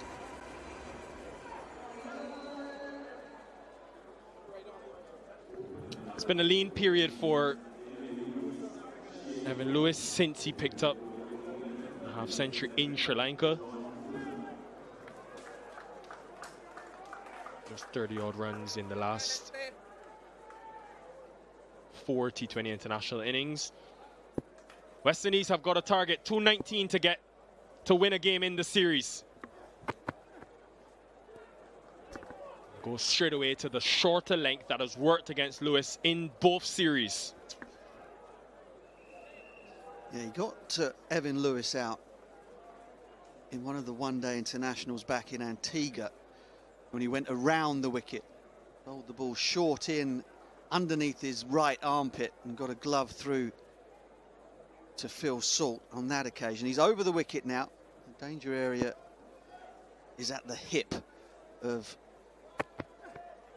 Evan Lewis because he pulls them violently from there. If they are going to go with that shorter ball to him from over the wicket, then perhaps you want to be a little bit more towards off stump. Try to make him drag it from there.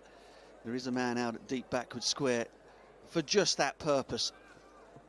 Josh Buttler has been excellent. Very willing to attack with the new ball in the power play.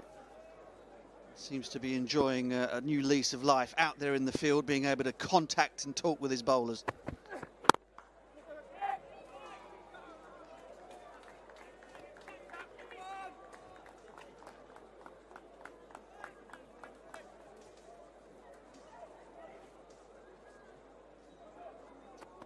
Yep, here is his maiden wicket. Brilliant catch by Jordan Cox diving in the gully, and there's that one down the leg side from around the wicket.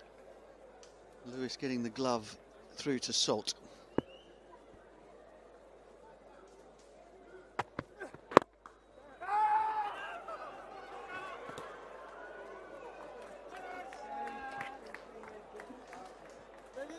West Indies, they're running between the wickets. They've had a bit of a problem with the left-handed fielders of England. I think Shai was run out in that last T20 international. When there was an easy run there, I don't think that Lewis had realised that Bethell was left-handed and had to run all the way around it. And on that occasion, they almost ran to Curran's strong hand.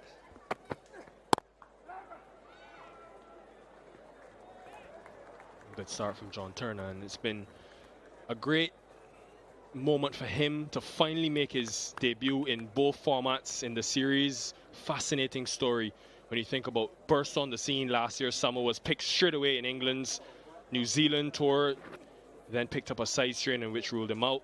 Has had to work his way back in, has had 2 solid blast seasons in England for Hampshire. 21 wickets last year, 15 this year.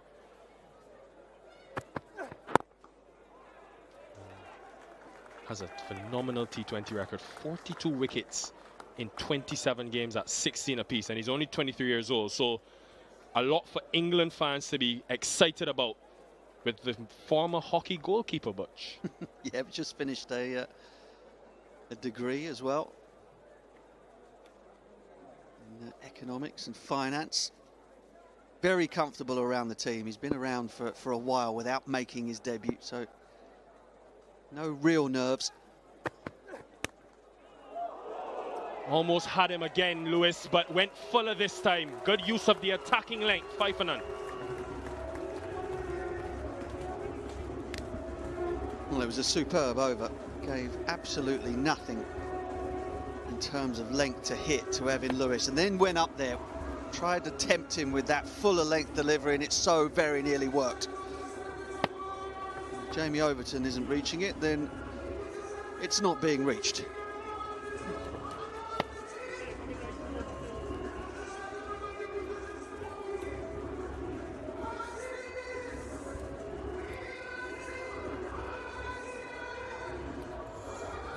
.214 for the West Indies to get. Won't be any easy feat. Saqib Mahmood, who's created history. 8 wickets in the power play, most ever by one player in a bilateral series. He's picked up 8 of England's 10 power play wickets. 11, correction. Starts with deep third for Shai Hope and a deep backward square.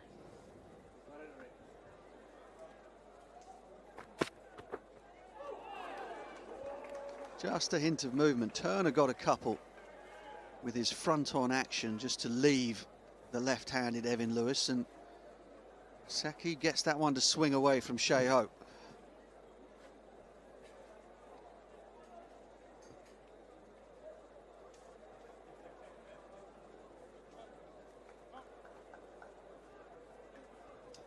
Second slip in now. Why would anyone not want to come to this part of the world? Cricket is one thing, the destination, maybe I'm just biased.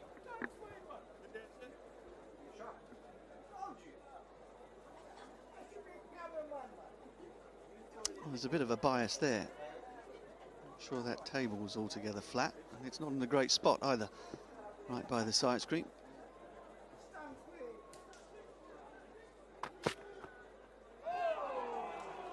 Movement again.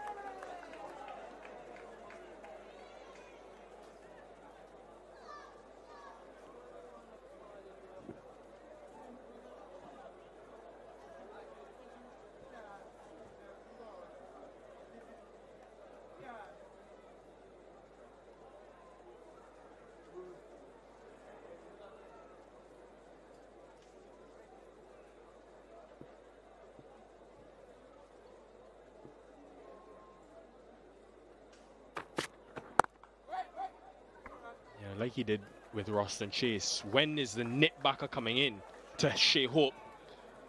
When does he use that delivery with 3 going away? Just watch the footwork of Shai Hope here. In each of the 3 deliveries that Mahmood has bowled him. Watch as the ball starts to swing away from him. Watch both feet while the front foot starts to go towards the leg side, which opens up the body. You end up fencing at it with your hands.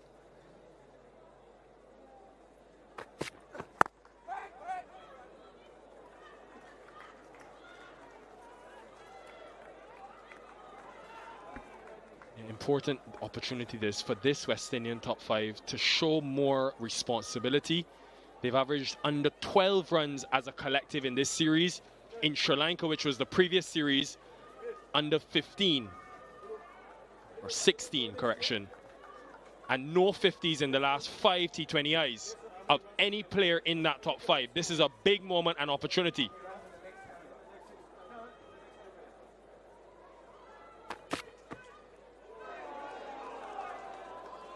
Another one that goes away.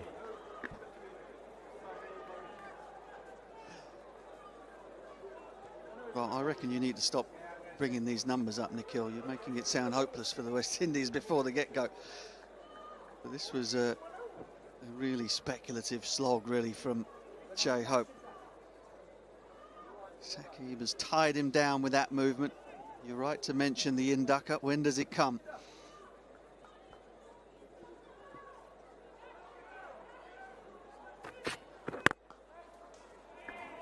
Superb over from Saqib Mahmood. Maiden, 5 for none.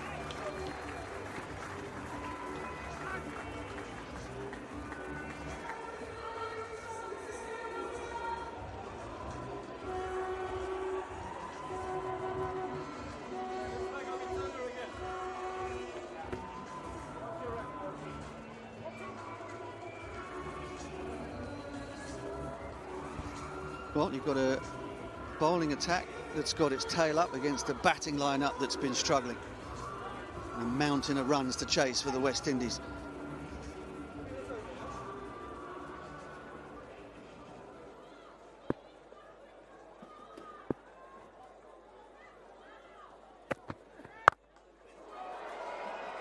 There was a field on that deep leg side boundary, but Lewis has nailed this one and got enough on it.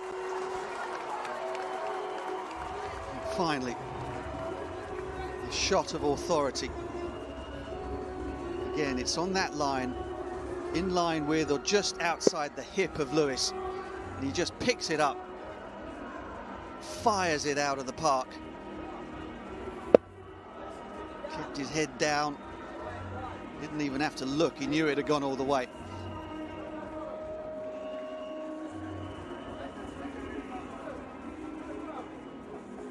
And field changes now. Deep fine leg goes back onto the boundary and deep third comes in. So they will continue to persist with that line straight at the body of the left-hander.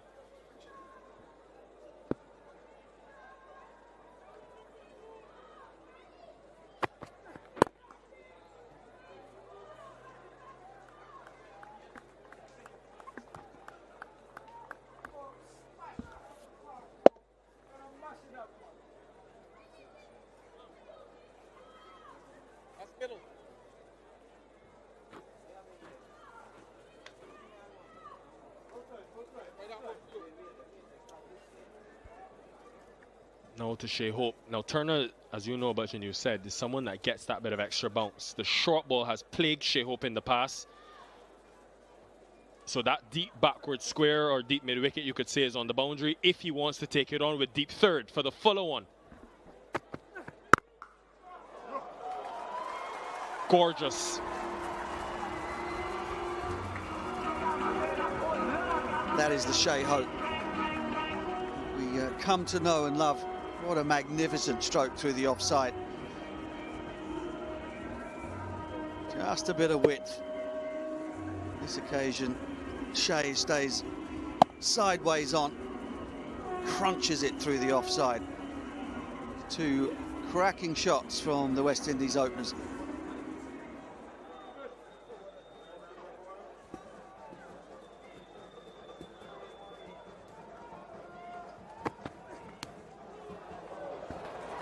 Inside edge will be 4 nonetheless, though, and something for these Lucian fans to celebrate.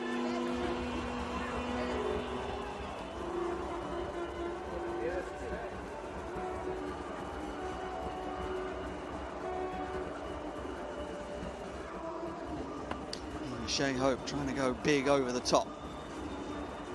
Perhaps trying to convince himself and his teammates in the dressing room that he can have the sort of strike rate that should pick him or get him picked in these T20 internationals as a matter of course.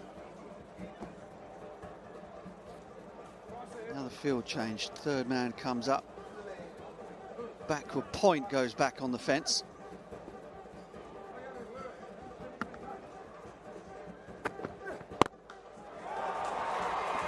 Best of them all. Just a shorthand jab. This is the quality of Shai Hope. Yeah, and with that blow,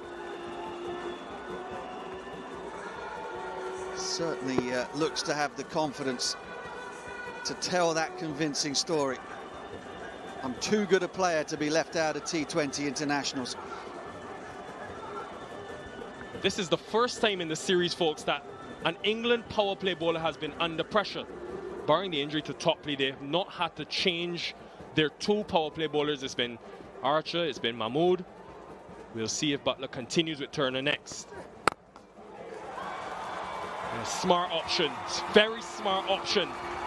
25 from the third over. The West Indies are underway, 30 for none.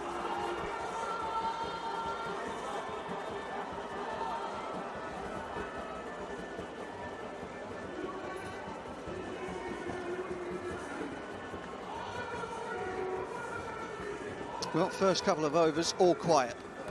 And then the heavy artillery moved in. Shai Hope with some wonderful strokes after Evan Lewis had picked up the first ball of the third over and sent it over square leg for 6. West Indies back in it. Yeah, they're jumping, they're dancing, haven't had a lot to celebrate in the power play, the West Indies. 25 is their biggest over of the series with, well, against the new ball. Now doing that against this man who's swinging it will be a different challenge.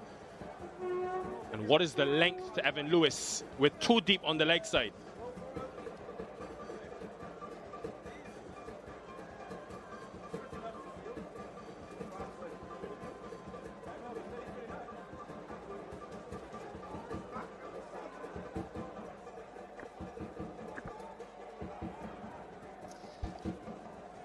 Towels out on the ground. I don't think it's for Dew. Those outfits look fabulous with the dancing, and then you take them home, you can use them as a mop on your kitchen floor.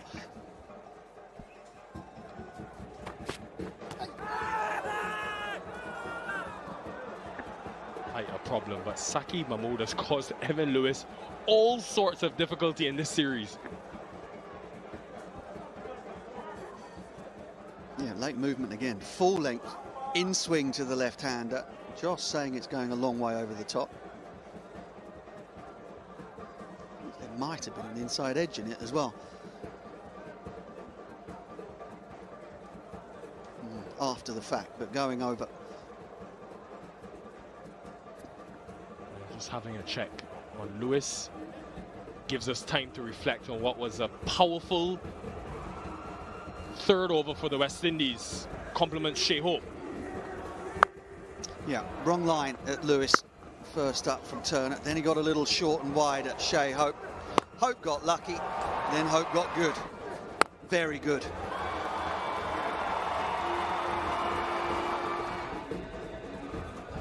Adapting to conditions early. Look at the LBW. Definitely going over.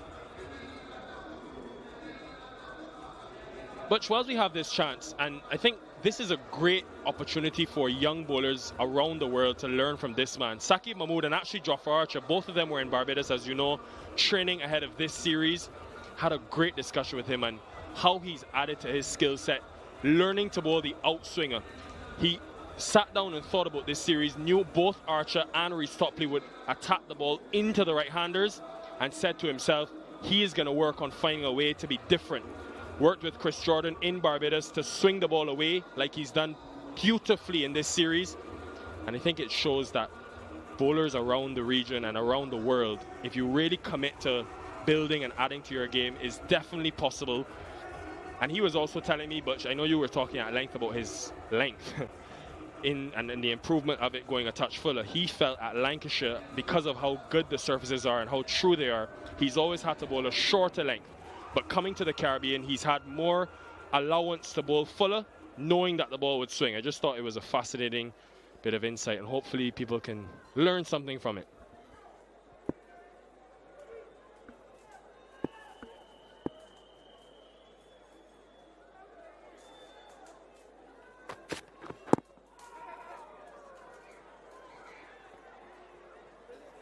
No, he's been mighty impressive. Always been a skillful bowler.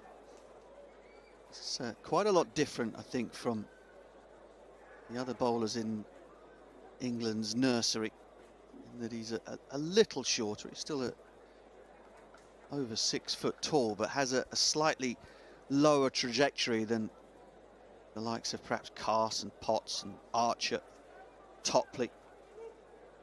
And therefore, the ball, rather than going sort of down into the pitch, goes more at the batsman, so it's a little skiddier.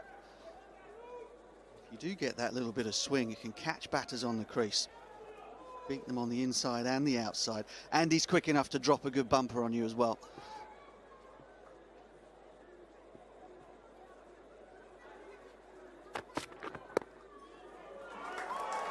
Just a tickle, and did not come off the bat, but runs, leg buys. Yeah, first time Mahmood has just lost his line. And it perfect to the left-handed Lewis. And failed to execute the change from left-hander to right-hander.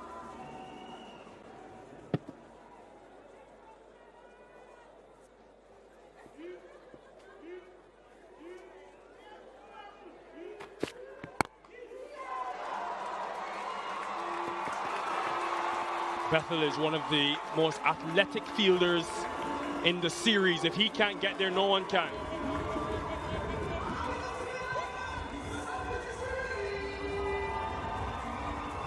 Excellent aggressive intent from Hope.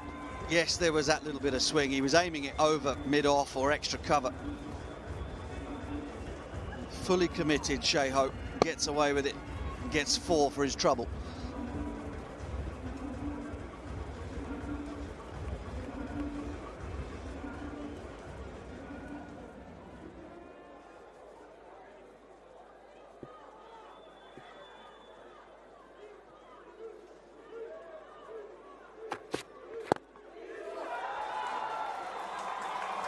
How has he got the ball to the boundary like that, Shai Hope?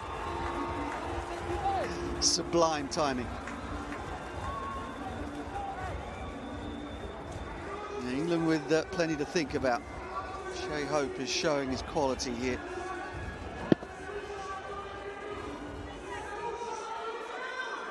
Just timing, beautiful.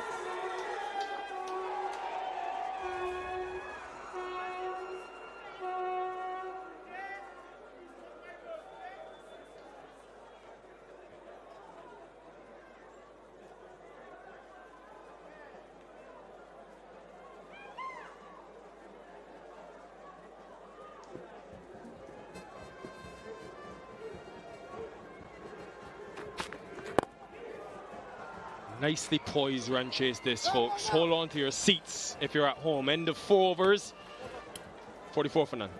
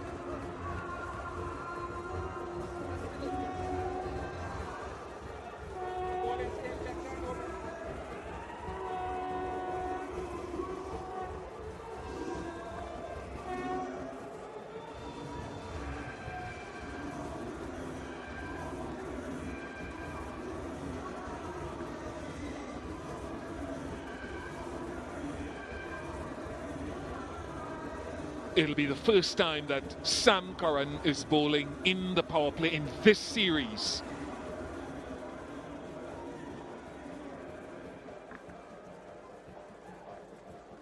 West Indies' best start in the series as well. Deep point. Who will have to do some work here. Very good running. And the deep mid-wicket as well. How do the conditions look to you, Carlos Brathwaite? They've been fairly true throughout the innings, throughout the game so far. Hasn't been quite the day versus night contrast that we've seen in the first 3 T20s. And as a result, we've seen, as you just mentioned, the best start in the series so far for the West Indies. More work for the sweeper, but only to retrieve it. What a glorious shot by Shai Hope. 33 from 16. Sublime from Shai, keeping his balance, keeping his shape, not trying to overhit, which we can attribute the downfall of previous games from the West Indies stop order. This is his first real go being run out in the last T20I, and we've seen the full benefit of playing proper cricket shots at the top.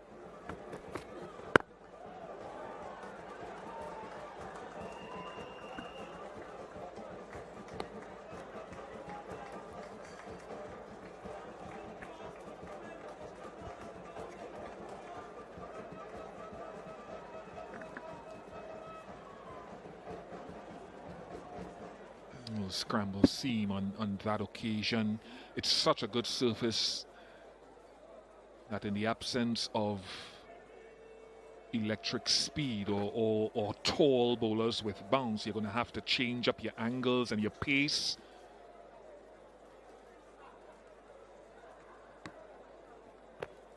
The field is changing now for Evan Lewis with a deep backward square and a deep mid wicket. And Sam Curran has a quick bumper as well, in addition to other points in his armory. Don't know if I'll call it quick, Bish, but deceptive. Good word, good word, good word.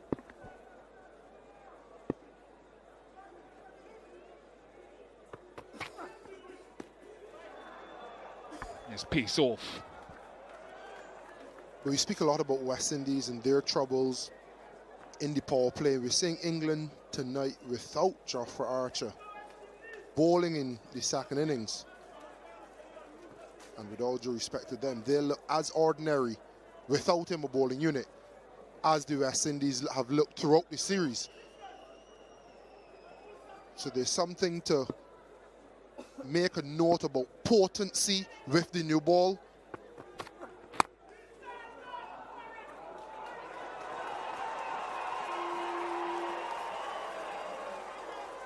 Good work on the boundary, potentially saving two. Dan Mousley again, electric, a real live wire. Just having a check to ensure that he did in fact do it cleanly, which the pictures confirms that he did. We're just talking about potency in the T20 game now. You can no longer defend your way in the power play or through the power play. So losing Jofra Archer, which has been a point of difference.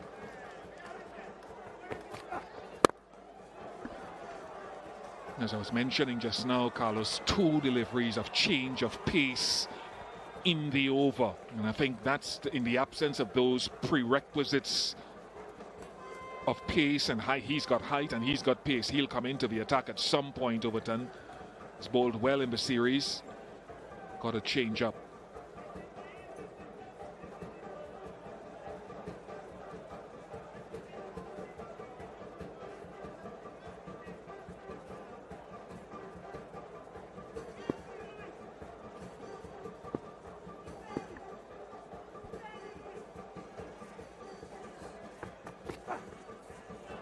There's that short ball that we talked about.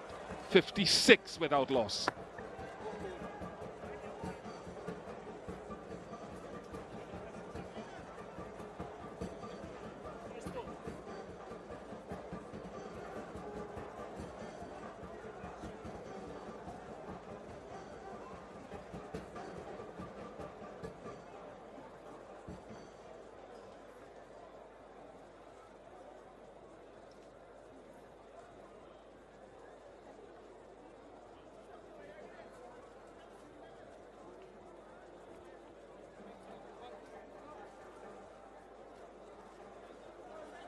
One of the impressive things of England's run scoring were 38 dot balls in their effort. Only 38 dot balls. West Indies have been averaging mid to high 40s.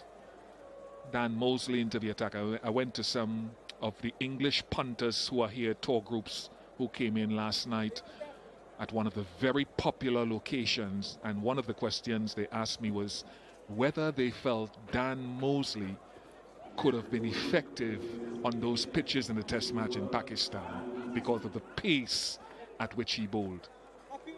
Promised them I'd throw it out at the UK viewers to answer that on social media.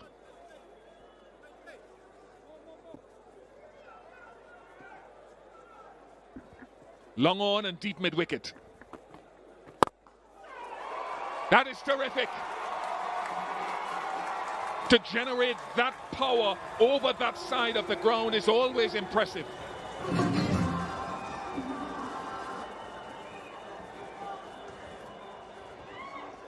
Shai has gotten on a roll, and he can play shots like those for maximums. Elegant as always.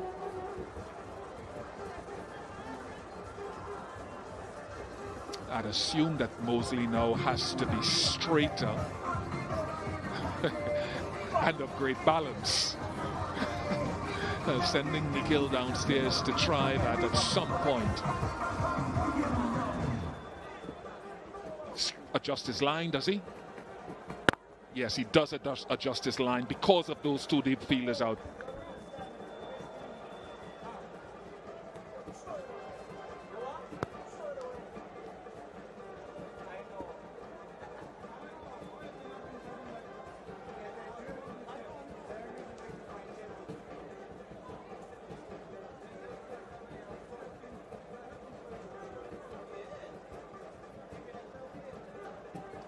Similar to deep fielders outside for Evan Lewis, who is 15 from 13.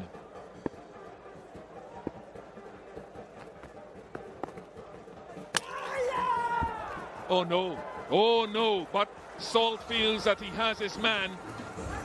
That would be very soft if it is out.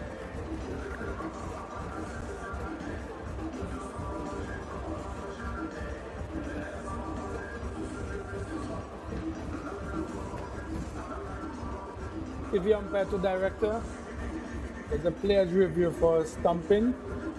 I've already checked the front foot, it's a fair delivery. Can we go to your best side on angle?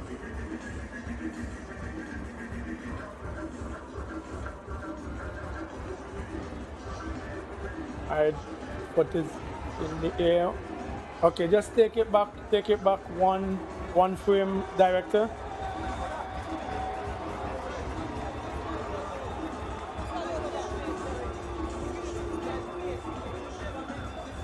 Director, can you take it back one frame for me, please?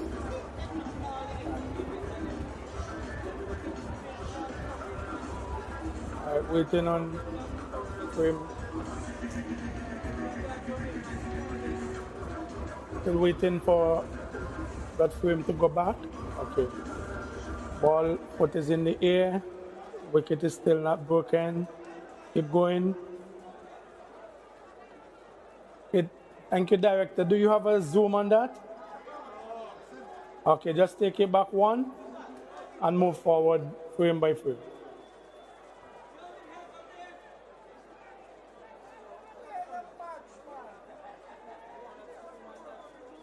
Okay, go forward now. Right foot is in the air, wicket is still not broken. One forward. Okay, the foot is grounded when the wicket is broken.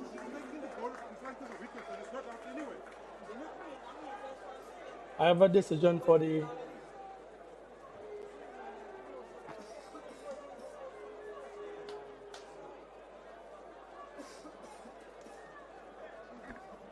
Yeah, that seems that Lewis is not out confirmed. Dighton Buttler in his debut series. And now by television today, making absolutely sure. Terrific. Great power and quick hands. Marginally short. Something we've seen Salt do quite well over the course of the series. Off a length, rocking back, and not going across it. Still aiming downtown, straight back over the bowler's head. On this occasion, over long on, and well over long on. Dan Mousley appreciates it. We do as well. You want to close the power play without losing a wicket, having had such a good power play. That is seriously quick. And I've seen him practicing the short ball before the game. So it looks like something he wants to add to his armory as a, can we call him a spinner?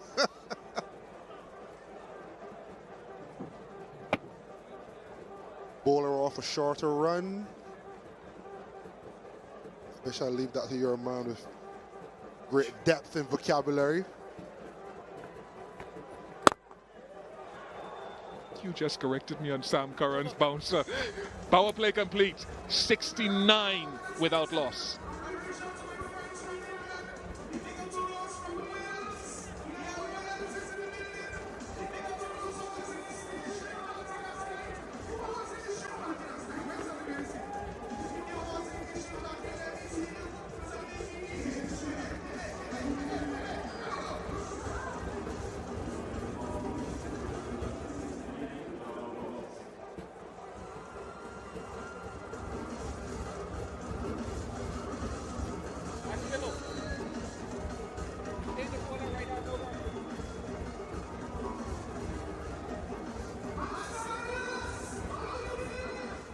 At a similar point, England was 63 for 1, but here's another challenge for the West Indies. The middle overs against spin, where since 2022, they've had the lowest average per over of the full member nations.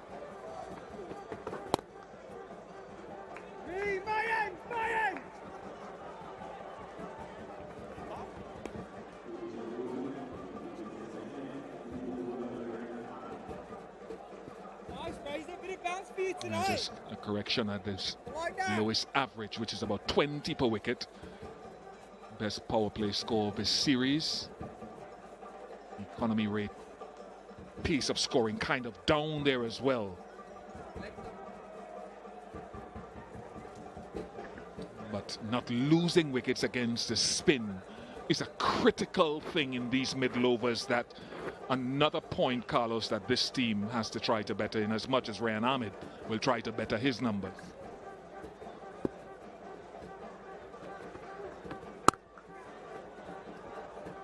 And to that point, I think the question is how, because we know the problem. This is the same problem that has been plaguing West Indies for a number of years. I think when you look at how Romario Shepherd and Rodman Powell played the other night, they were quite attacking in their intent, but not reckless. 6 of them. Shai Hope has moved to 48 off 21.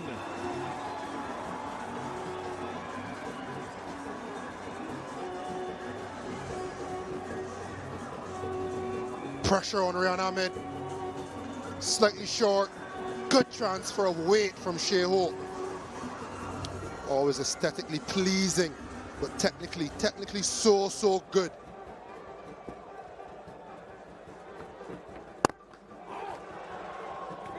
Those last two balls kind of further the point. Being attacking in intent. The first one could go for 6, he hit it for 6. Second one got into a similar position, but not being reckless, slapped it along the ground for a single. And I've found some of my struggles with spin. When you're looking for a single and you don't get that single, it's a dot. Pressure continues to build. When you're looking for that boundary or to be attacking and put pressure back onto the bowler, you get into a better position where if the ball is not there to get a boundary, you can then settle for a single. So I think it's a better way to approach spin as a batting unit, and potentially the how that we've been searching for in West Indies cricket. That will mean that Shai Hope goes to a half century. His 5th in T20 internationals, his 3rd this year, 2024, and he's given the West Indies the type of start they need in pursuit of this 219.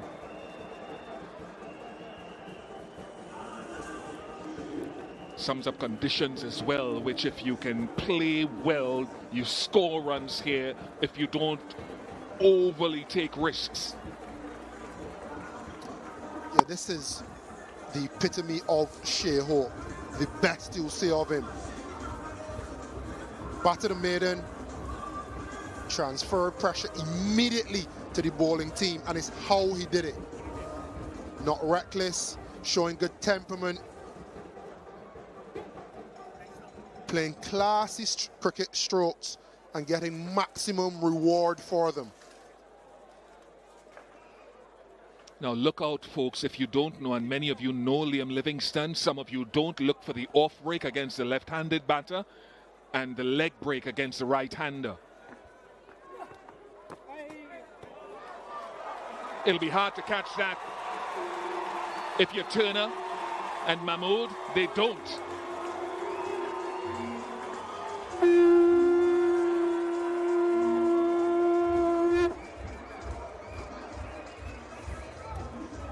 This period of play could feel like it's moving so quickly for Josh Buttler, for Liam Livingstone in England. How can you slow and stymie the flow of runs?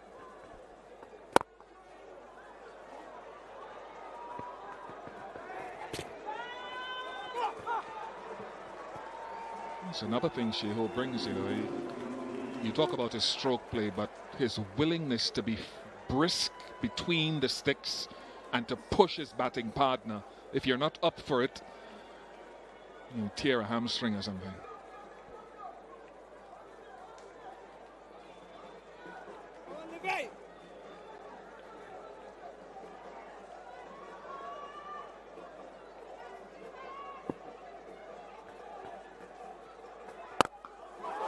He's latched onto it. Evan Lewis has started to join Shai Hope in the six-hitting contest.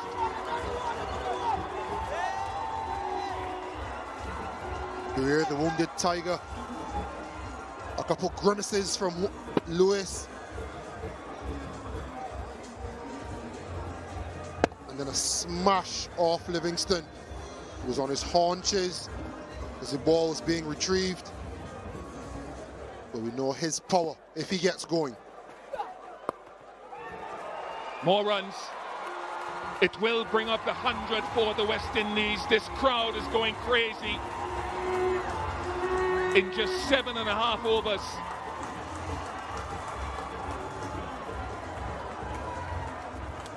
Not much power this time, just cute and elegant.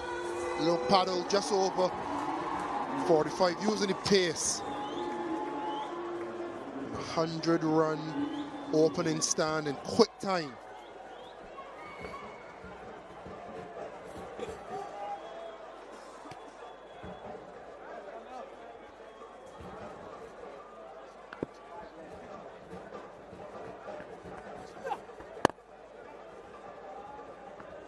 First dot in the last 10 deliveries. It's a good question as to who England go to. How do they change it up? Which bowlers?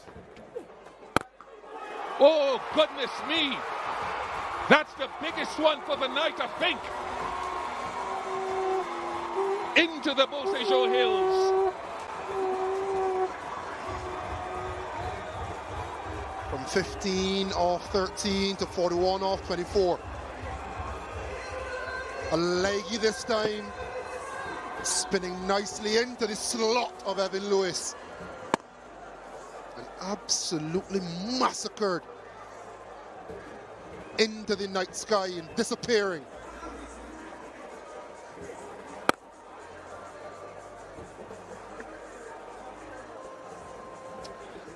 He picked it, Evan Lewis. You have to say he picked it because he hit in that long on direction. Taking the opportunity for a few drinks. 106 for none. Shai Hope, his second fastest half century in T20. Yeah, and you can enjoy some of these shots. We expect T20 to be all about power. But how about some timing, some class, the elegance, the smarts of Shai Hope.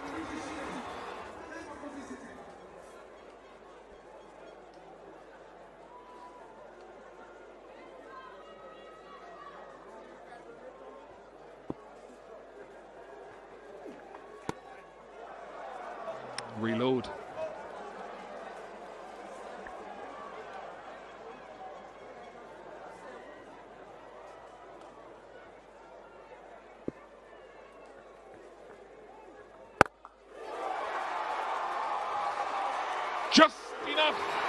Just enough for a third six in the over. 1-1-3 without loss.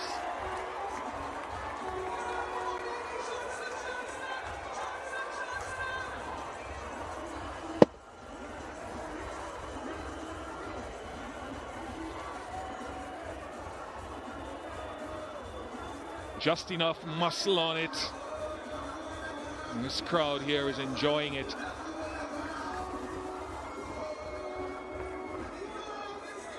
Hello.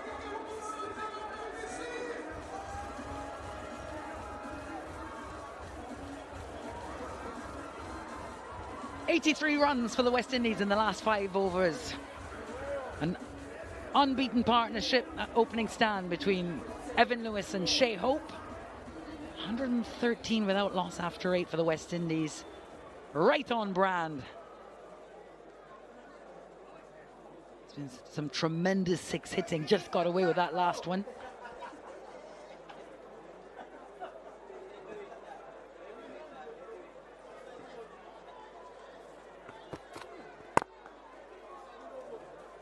Really has been a lesson in acceleration here and building a T20 innings. Shai Hope, for example, was none off 6 and then 18 off 10. Ian Bishop went on to his second fastest half century in all T20s. It's been an ongoing discussion with you and others about the kind of brand of cricket that this T20 side is developing ahead of the next ICC Men's T20 World Cup. I think we have to agree that this is pretty on brand.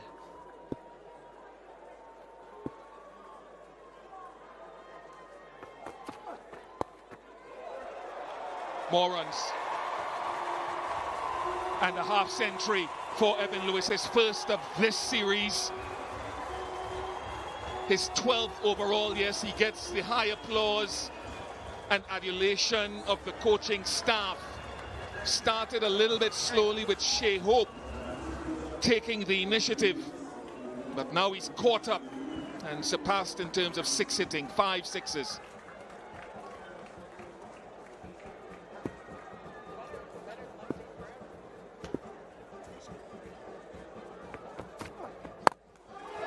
Well, it's teeing off now. The fielder there couldn't stop it. Mousley again doing a lot of work in the deep. To no avail this time.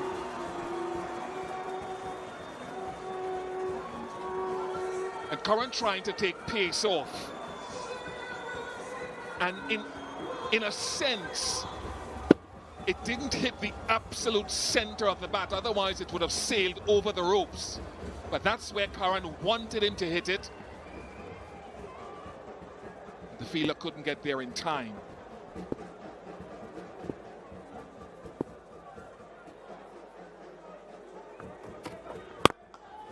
Well, there were fielders all around the onside on the boundary, so downtown this time.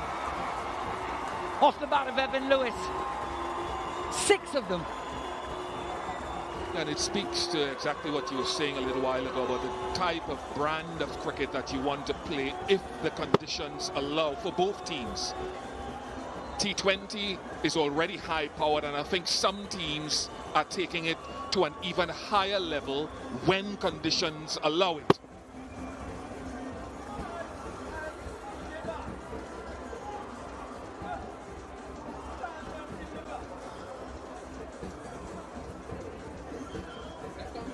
Having a look at the apex, 83 meters long. Just a word from the captain to Sam Curran. Some suggestions, some ideas. It's a good pitch, a belter of one, and the Windies will have freeing their arms now, aren't they? And for Sam Curran, he's thinking, always thinking every bowler, how can I hit off center of the bat? How can I get him to miss it completely or hit off center so that it's mistimed and goes to one of my deep fielders. Now he has 4 fielders deep on the leg side.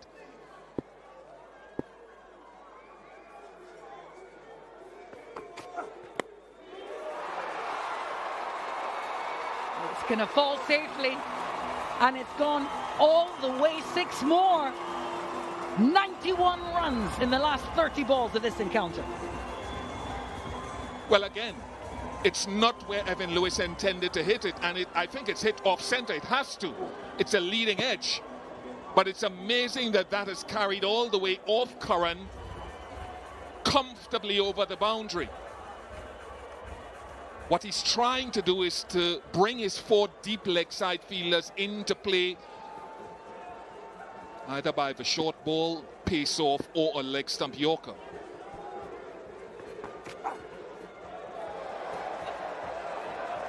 Given a wide. A few hoots and hollering around this ground. A really lively crowd gathered here this evening in St Lucia. Been chatting with a lot of the English supporters in the hotels, and they'll be delighted to see a West Indian resurgence. They wanted to see a bit more of a contest. We've got that on our hands tonight. 52 of the last 11 deliveries. Fine leg comes up, long off, pushes back. Does he go straight and full? Wherever he goes. Oh! What a save! A couple of runs saved, and what a great effort that was from the captain.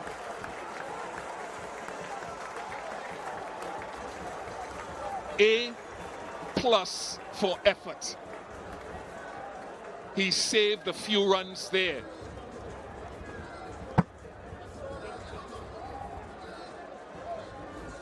I think they've only run 1, so he saved 5. That is terrific to put your body on the line. Even if he didn't haul it in, that should inspire the rest of his teammates. Yes, and especially when they're under the pump like this, to maintain that level of effort and discipline in the field. That's the definition of leading from the front as a captain. On this partnership now, 136 for this first wicket partnership. It's the best partnership for West Indies against England. Any cricket. In fact, it was 122 between Pooran and Powell in January 2022 in Bridgetown. That was the best before that.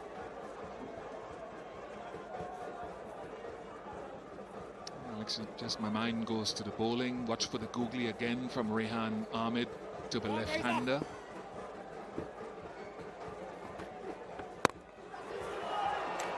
Well, this is high.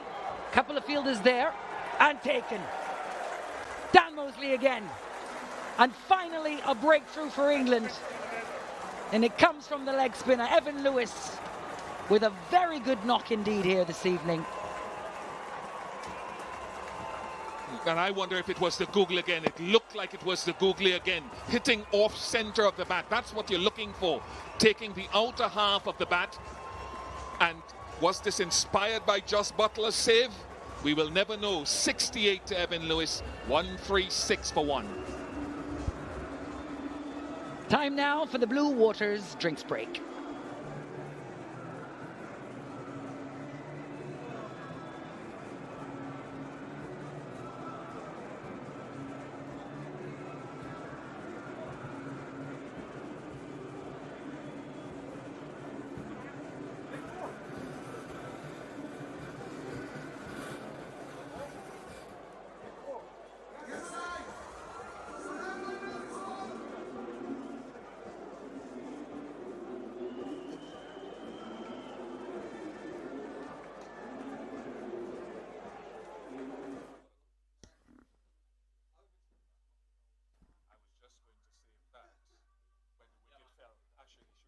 Yes. What were you going to say? Height. So make that point when you come back on, because I'm not sure of the point.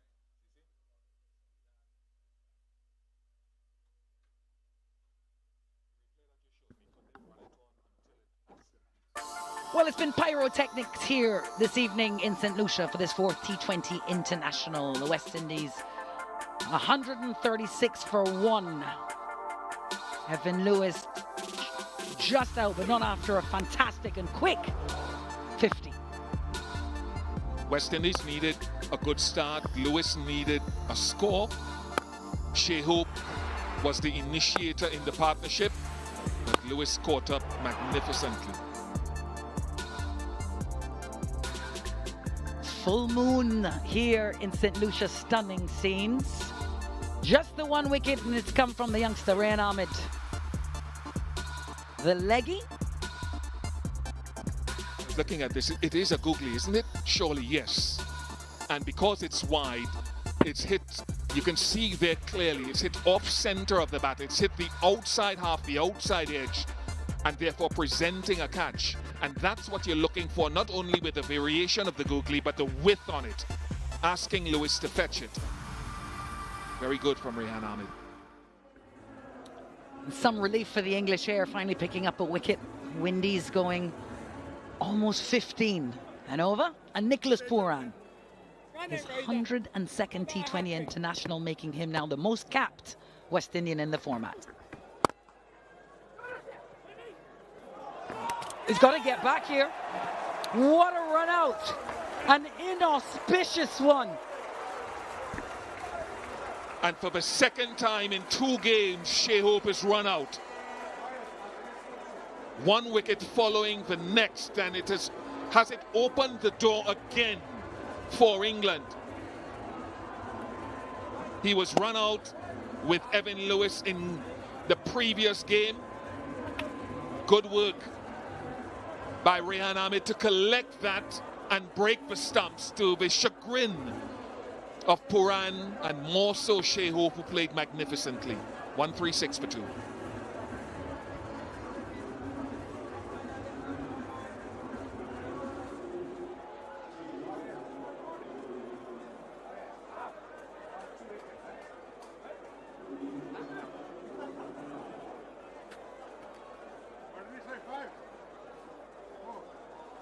Powell, the captain, steps to the crease.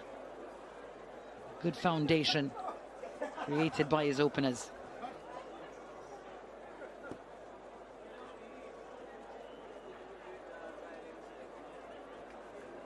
Well, after some rather unfettered action here, it's been back-to-back wickets in this Rehan Ahmed over. And interesting to have another look at this run out, Ian Bishop. Nicholas Pooran had just come to the crease and perhaps not as fresh and ready. Was there a run there at all? Let's have a look.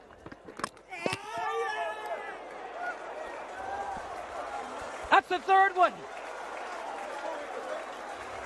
That is 3 wickets on the trot here for England, and Nicholas Pooran can't believe it.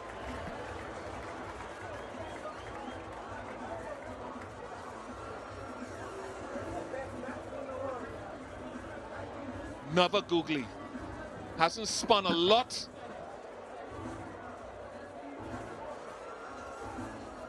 And just hit the inside edge onto the stumps. And from being in a strong position, England are roaring back. Pooran goes without scoring. 136 for 3. Well, this is just quite extraordinary. And that Darren Sammy's face tells the whole story. It was the first time in this whole T20 international series where the Windies looked in strong control here, on their way to effecting a very good and maybe record-breaking chase. And they're just going to have a check the last wicket. The 4th defeat is a fair delivery. Can I have your best angle to see?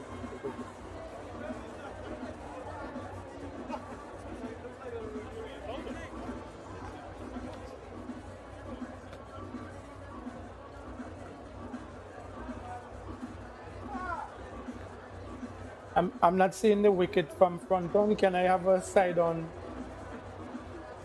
view, please, Mark?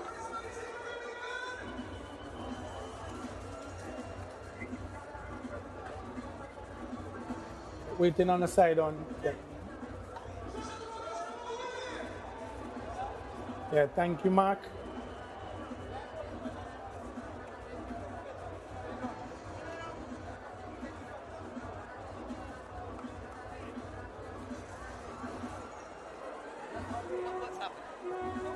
Clearly out. Just going through all the regular protocols and procedures, but 3 wickets on the trot for England, and they're back in this game. Opportunity here for Shimron Hetmyer. Hasn't had the best run of it to maybe steady the ship. Buttler's gone on the attack. The game has just changed its complexion. I haven't seen Jamie Overton with the ball yet, and he bowled so impressively in the series. And 2 new batters at the crease for the West Indies. The captain, Rolfman Powell, and Shimron Hetmyer now with a steadying job to do first here. Run out of Shai Hope. He was a long way down. Pooran took a couple of strides as well, so Shai Hope probably thought that was an affirmative to the run. And then immediately after that, whether that was on Pooran's mind, he was dismissed. So Buttler with the slip in place now, absolutely right to be on the attack to Powell.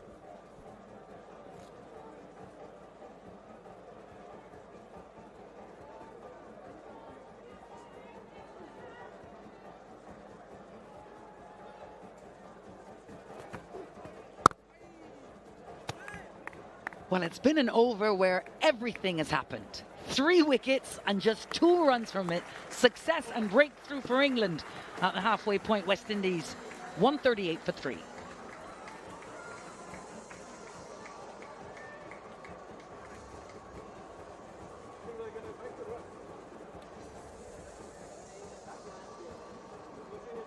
Batting to come, so the complexion of the game has shifted from the halfway mark with 81 required. And now you're looking at batters having to reassess the situation, play the situation after the pyrotechnics of the start with Chase, Rutherford, Hussain, Motie, Joseph McCoy. 138 for 3, the West Indies. If you've been watching the whole game long, you may have gone to the kitchen for something and come back and not recognize the scorecard. But 3 wickets fell in the Rayan Ahmed over. And it's just given England a little something to look at here. I've gone back to John Turner.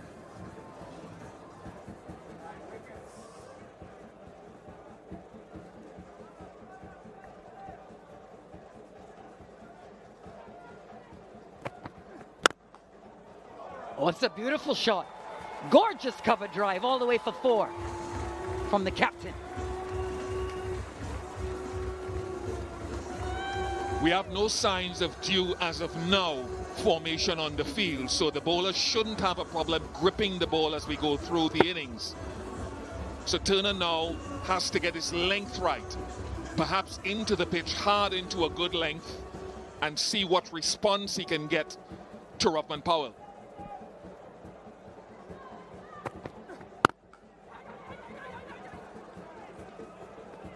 Running the single, turning over the strike. Well, they might just be catching their breath there, the Windies. But still well ahead of the 8 ball. 76 runs required. 58 balls with which to get those runs. And of course, plenty batting to come. It was just the context within which it all happened, having had such a big opening stand. And look at the field now. Jos Buttler has talked ad nauseum about using the field sets to sometimes toy with the batsman's mind, getting the short leg in. Hetmyer, who was dismissed with a short ball in the previous game, before that he nicked off behind the wicket.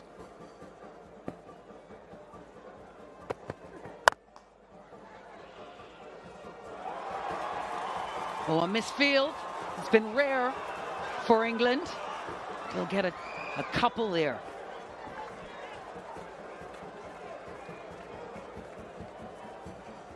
So this is what we're talking about. You've got the short leg in. So Shimron Hetmyer is thinking, will the short ball come? No. Turner bluffs and he goes full. Tries to go Yorker. Overton doesn't clean up. But Hetmyer is still thinking, when is the short ball coming?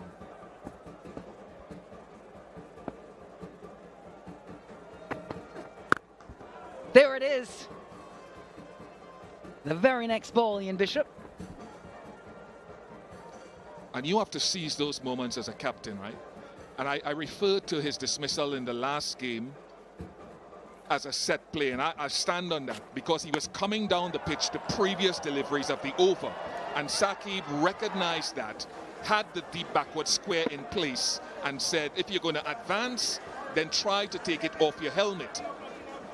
Set plays are going to become more and more a part of the game going forward.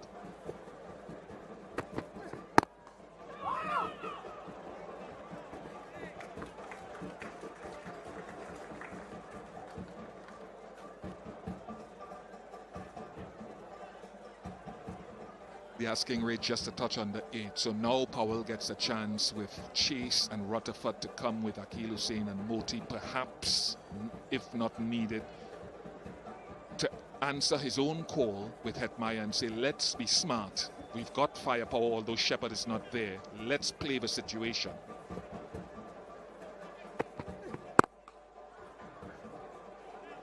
Yeah, 9 runs in the over, just the one boundary. 11 gone, 147 for 3.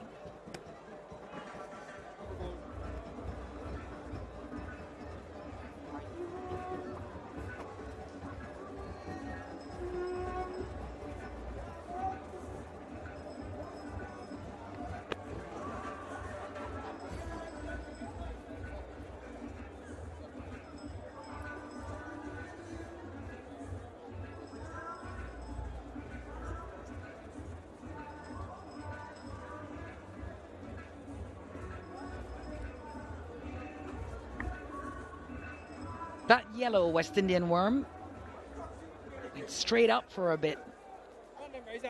High trajectory, 3 wickets falling and continuing to rise. His intent is clear, Rothman Powell. This is the brand of cricket the West Indies play. It's going to be boundary hitting. It's going to be playing the situation. 6 off the first ball.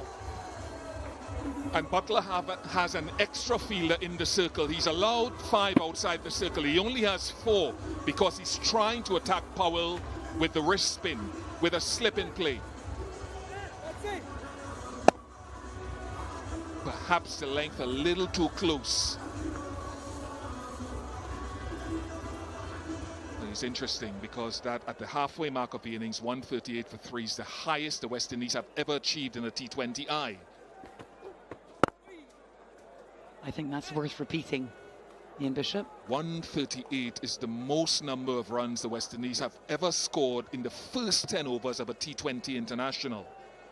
That speaks to conditions and an excellent pitch by Ken Crafton, who's sitting down there, the groundsman, with his crew, but also the intent that West Indies are trying to play with. There's Ken. He's terrific.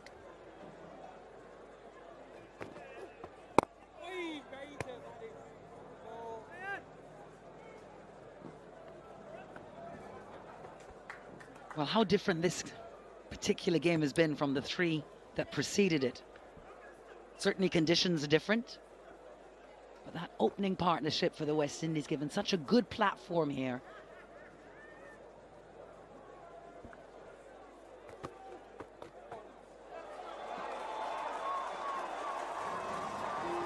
And just tickled. Classy from the captain, and it's 4 more. Scores of 40-odd in Barbados, 50 in the previous game here a couple of days ago, and his ability against leg spin can sometimes be enigmatic. He can look all at sea sometimes, and then he can score well against it, Rothman Powell. Buttler still on the attack. He's moved his slip in himself to a leg gully position now. So Ryan has to bowl a little bit straighter perhaps.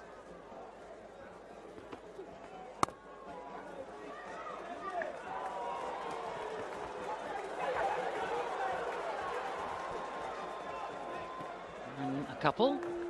Still wonder if Overton is fit enough. He bowled 4 overs last game, I think.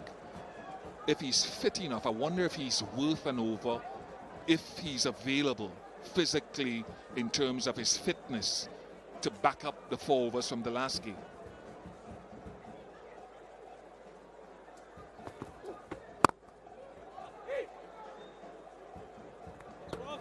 13 off the over, 12 gone. West Indies 161 for 3.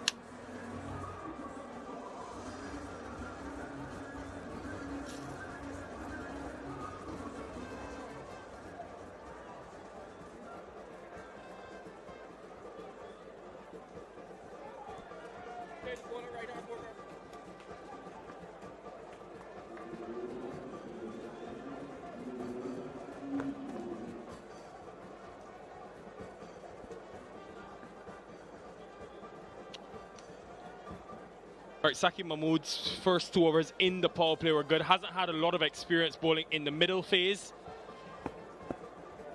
in the series because he's been so brilliant with new ball in hand. He was the one to dismiss Hetmyer in that last game going short. Carlos Brathwaite alongside.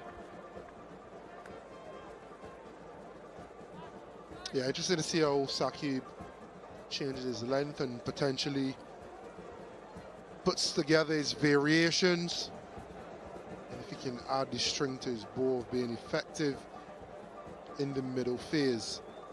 He's done exceptionally well in the power play. This is a different test altogether.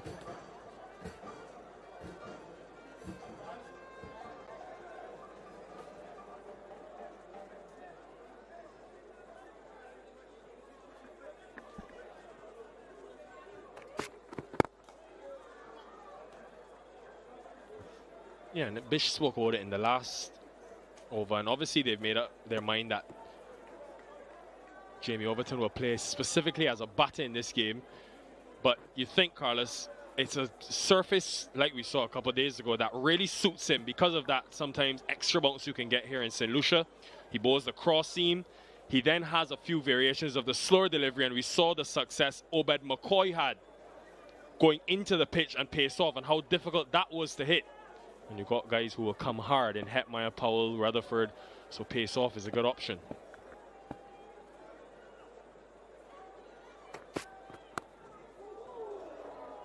Yeah, and I think from a matchups perspective, saw the last over from this end, short leg, mid-on and mid-off in the circle. If you're thinking outside of Jofra Archer, who isn't playing, who in this current 11 will be the most adept at carrying out that game plan from a skills perspective, it would be Jamie Overton. Upwards of 85 miles, 135 k's an hour, and then the ability to also double bluff and fox the batter with a dipping slow ball. He has all the tools, and England have invested heavily in him, especially in this series, to do something like this where he may not bat or bowl.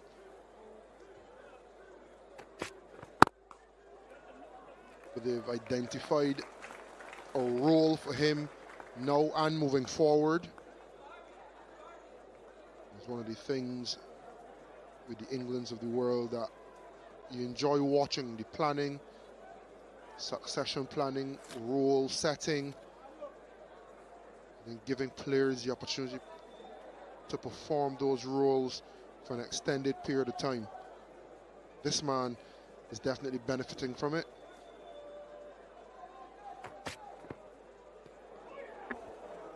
Right down the leg side. And what is Jos Buttler thinking now for the remainder of his options? Rayan Ahmed has got 1 over. Last one was a good one. The last 2 have been good since he's changed the game with those 3 wickets. Is he brave enough, Carlos, to go back to Dan Mousley? Cast your minds back to Barbados. Mousley had Rovman Powell completely outfoxed. 2 runs off 8 balls. That first T20I. So does he go back to him for 1? Hoping that history repeats itself. He's got to find wickets.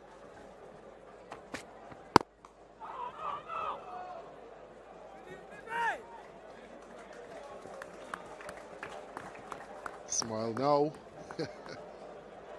Just got caught in a funny position and almost let it through. Good hand saved him in the end. I think Sam Curran is your man.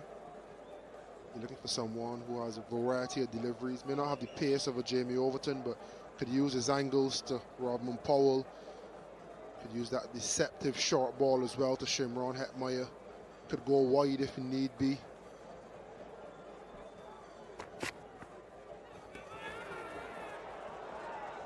On the leg side. Yeah, and Curran coming into this game, obviously he's been expensive tonight, but has been so economical in the middle overs. And bowled a lot to Powell throughout the series as well, but been very good at just stringing together balls on a consistent length, and has been able to dot up the West Indies in the middle specifically. Yeah, and he's bowled a maiden to Rodman Powell in one of the earlier games as well. Dan Mousley won't be a bad option from the other end next over. Give him the protection of, we call it into the wind, but there's been absolutely no wind. And then give Sam Curran the option to bowl from this end, following Saqib Mahmood and use the angle across the right-hander. That is brilliant. Top class from Rodman Powell with mid-off up in the circle. Captain is playing a real captain's knock and has been in this series. 1-7-2 for 3.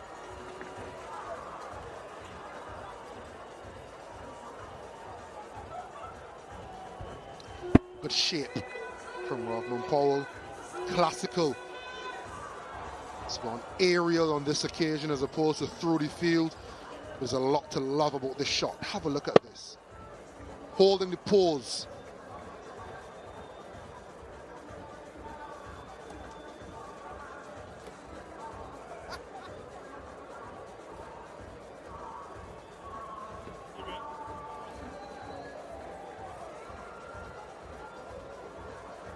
Yeah, a shot reminiscent of the one he played against Jofra Archer a couple of days ago, which was similarly over cover. That time the ball was swinging. This was a statement.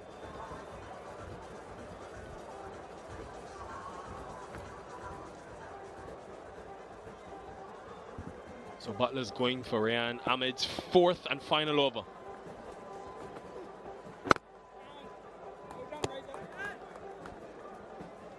We actually were spinning to take wickets, and Buttler's entrusting him to get him a wicket. There's mid-on in the circle as well, slip in play. This will take serious catching. That is magnificent from Liam Livingstone in the circle. And I hope he's not done too much damage to himself, but the commitment on show. That is an unbelievable fielding effort.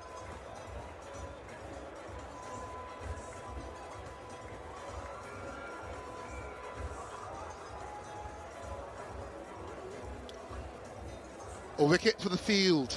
Mid-on in the circle. Ryan Ahmed tempting Hetmyer. And he went high, but not long enough. Livingstone pouching it to his peril. Shimron Hetmyer struggles against England again. He goes for 7. 172 for 4 of the West Indies.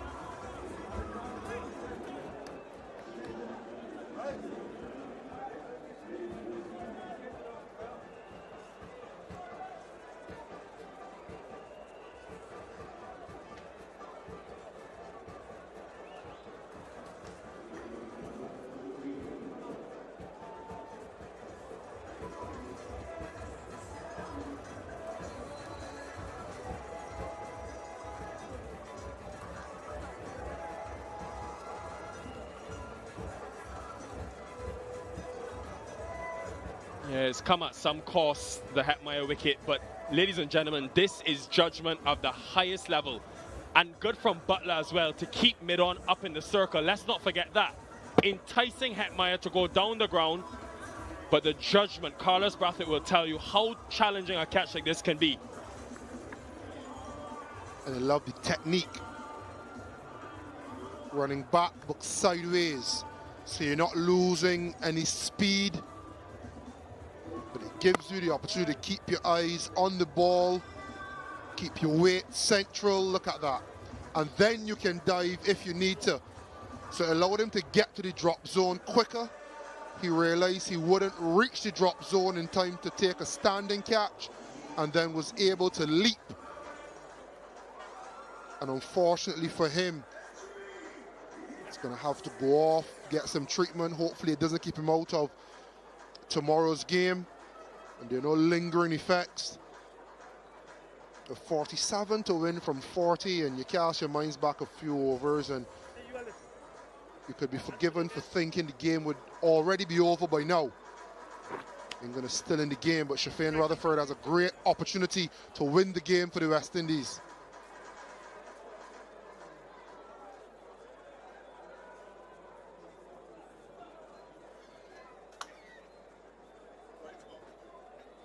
Rutherford has had his difficulties against spin. Rashid got him early in the series. Caught at that slip.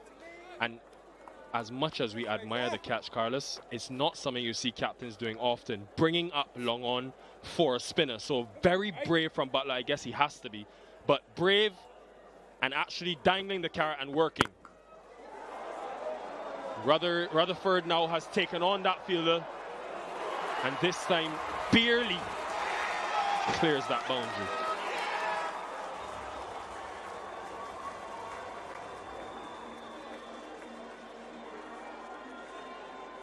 He looks like he's worse for wear after that shot as well.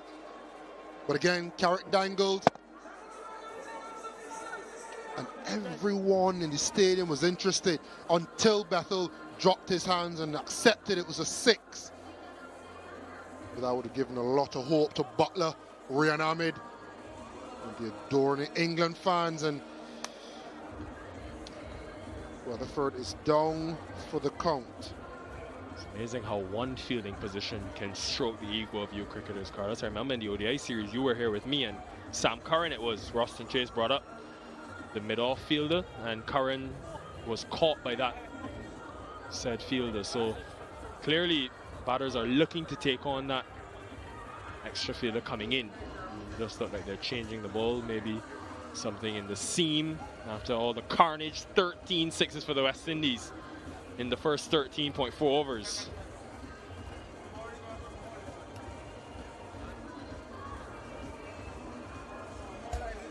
Right, in the meantime, gives us an opportunity to enjoy this wonderful land. It really is rich in culture, in scenic views, in the perfect relaxation, and of course, inspiration for your soul.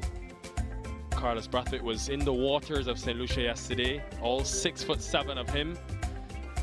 Refreshing, like you can do when you visit this part of the world.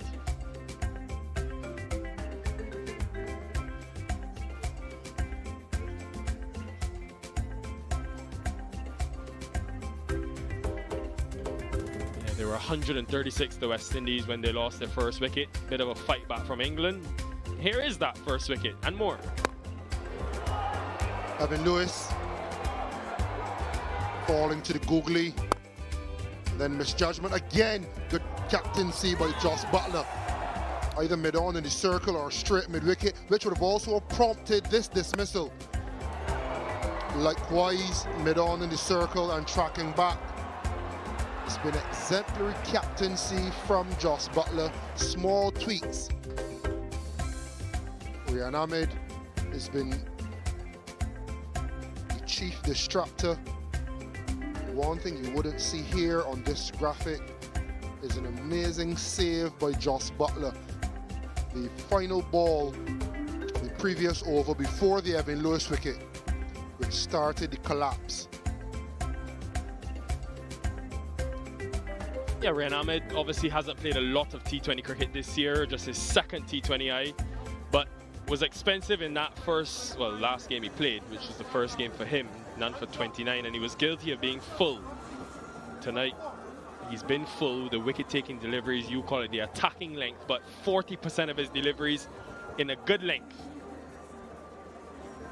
Yeah, and those two pulsing balls, one to Pooran, would have been his first delivery, so in an attacking sense, and then the wicket of Chimron Hetmyer with the mid-on in the circle. He's spoken about working on having a more repeatable action which allows him to have change-ups, allows him to change his length when he wants. And tonight that's been on show, being able to be a bit more defensive and control the run scoring, or at least try to, but then at the flip of a hat be able to go more attacking and try to pick wickets up for his skipper, which he has, 3 of them.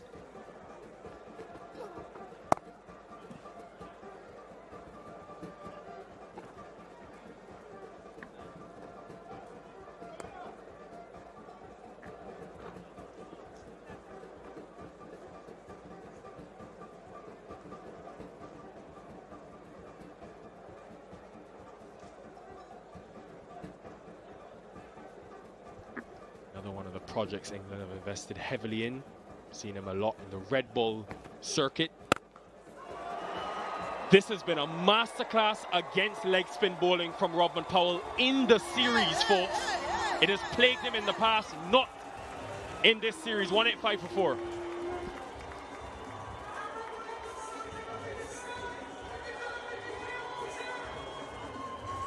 Really enjoyed Rodman Powell's hitting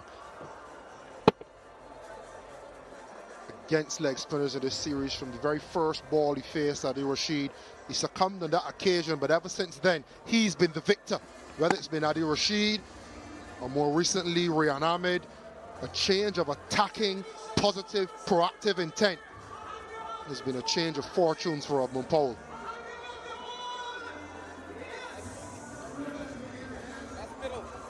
Yeah, less runs than balls for the West Indies, and just on that, after he was dismissed by Rashid, 81 runs off 40 balls against leg spin in the series. Livingstone, Rayan and Adil Rashid himself.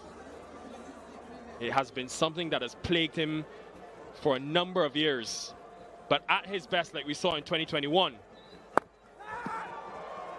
Mousley's back. As we saw when he got that 100 at Kensington Oval, when he is at his best, he is capable of playing the leg spin and scoring against it.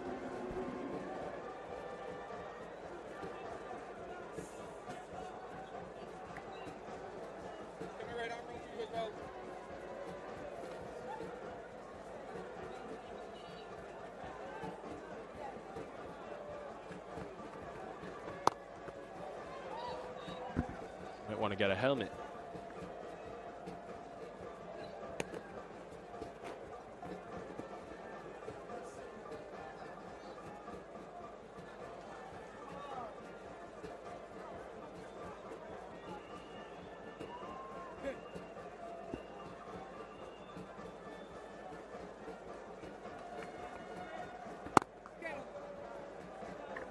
A few occasions tonight, Carlos, and it's the smaller details sometimes that can make a big difference when the surfaces aren't as conducive. England ran 7 twos and a 3.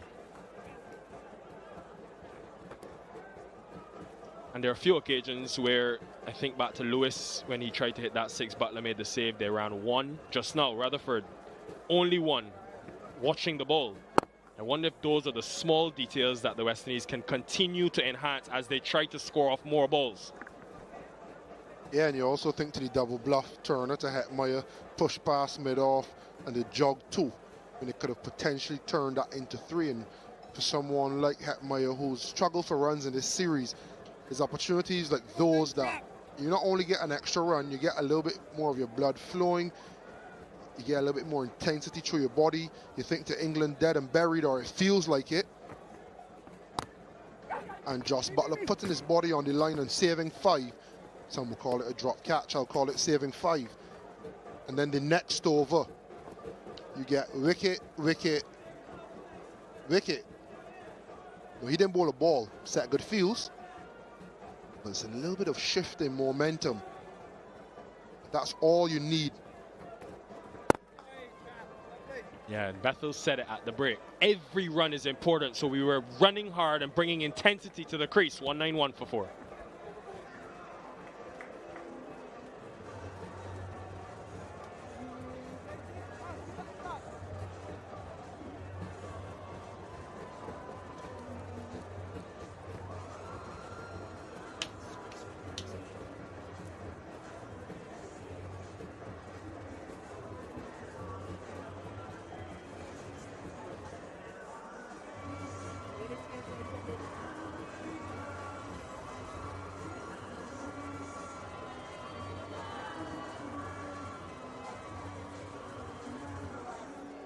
5 overs to go. West Indies in a comfortable position, needing 28. And Mahmood will bowl his 4th and final over.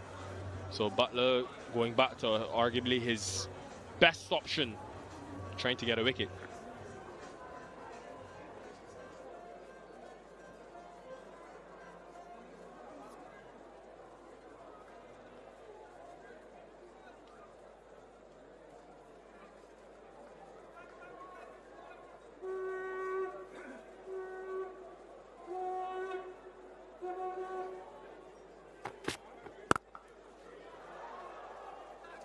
And in that conversation I had with him earlier, Carlos, he was also talking about, as much as he's added the outswinger, he's also working with Chris Jordan on a slower delivery, which we haven't seen much of in the series because he hasn't really been asked to bowl much back in and have to take pace off the ball. But I really love that Chris Jordan, as much as he's not with the England team, but in Barbados and working with a lot of the players individually, is giving back to this England side and helping them. And I hope some of our players currently can learn from the likes of a Carlos Brathwaite, a Dwayne Bravo. I know Bish has spoken about that for years. But there's so much to offer and learn. Not sure I have the wealth of knowledge that a Chris Jordan would have, but I think when we look at some of the other nations, the way that they keep their good players around just after they finish playing and well into their retirement, because it's not retirement, it's more of a transfer from playing to coaching. How can we have a steady transfer of talent, and not only talent but knowledge? You look at Coach Darren Sammy and how successful he's been. St Lucia Kings victory this year, his record with the West Indies team. Dwayne Bravo's gone and done a few stints as a mentor. Kieran Pollard with England. How can we keep some of our more celebrated players and some of the less celebrated players who may have a wealth of knowledge? Coaching is not always the ability to do it. It's knowing what to do, how to bring it over so other people understand how to do it. So not all your best players are the best coaches, but can we keep the knowledge from our best players in a knowledge pool to allow this current generation to be successful? And Chris Jordan, speaking now from the England side of things and as a friend of his, has a wealth of knowledge and is always willing to share it. And you share a dressing room with him, and he's someone that will almost force you to get better. Showing you different balls, talking about lifestyle, eating, training, very big on his yoga. And there's a little 1%ers like that. I mean, at Evan Lewis, we always see Evan looking cropped. We know he's a strong boy. Can something like a yoga unlock a little bit more out of Evan Lewis? And I say that, and I call Evan name probably unfairly, but just because when we think about cricket, sometimes we think so much about bat and ball. Sometimes it goes beyond that. It goes a little bit more to lifestyle, and not questioning Evans or anyone in the West Indies team lifestyle, but just saying, how can we get some of our players that have been there, done that, to share some more information and make the knowledge pool a little bit bigger, so that we can have consistent eras being successful. Very good over from Mahmood. It's been a very good series for him as well. 9 for 24 in his 4, 195 for 4.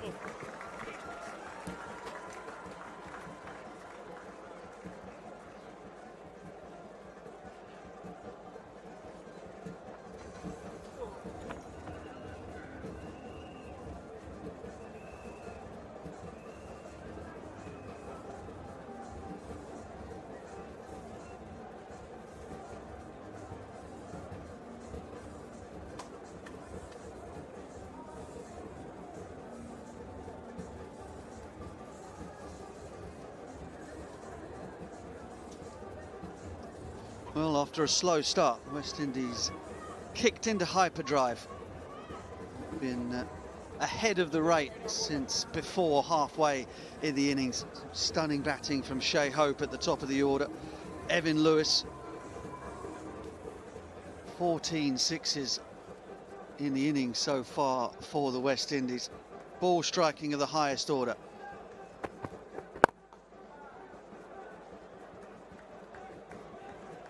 It was interesting to me, Ian Bishop, that Beginning of the innings, West Indies with the steepest run chase at this ground in front of them. First couple of overs went for 5. There was a maiden. Interesting to me that Shai being out there in the middle with all of his test match and ODI class and ability, there was no panic. Made a 20-ball 50 playing regular cricket shots. Good surface, no slogging required. No panic after the good start from England's bowlers, and they were away. Power play was excellent, didn't lose a wicket. That opening partnership all but sealed the fate of this tie. But to me, the idea that Shai is sometimes a non-regular pick in the T20 side. Oh, that's out, surely. Yes, got him. England chipping away still. Rehan Ahmed almost turned down or turned around the tie. West Indies back in it, but another wicket falls, we think.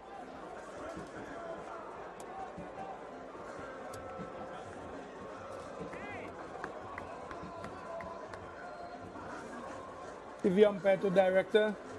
There's a player's review for LBW given out on field. I've already checked the feet, it's a fair delivery. Can we start with front on?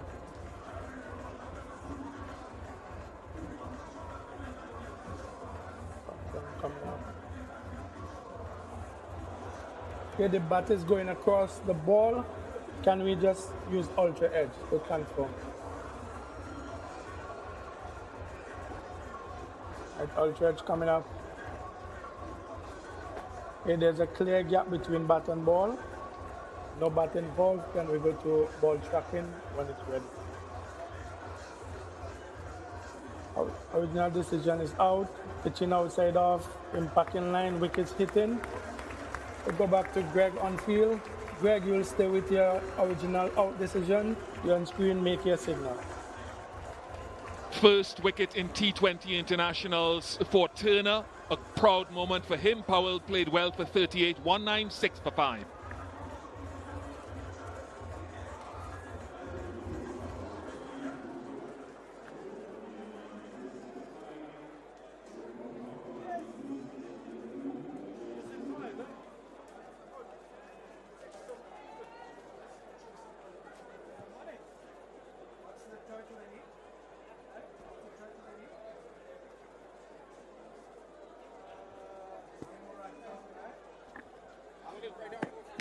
Yeah, hitting middle.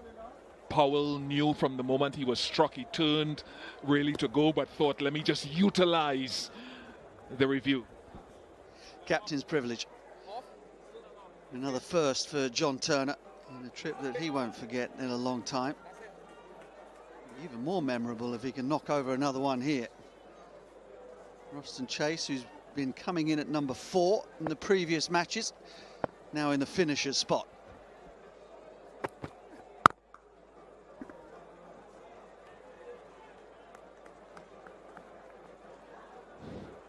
Yeah, still work to do. You can never tell with this game how things can change.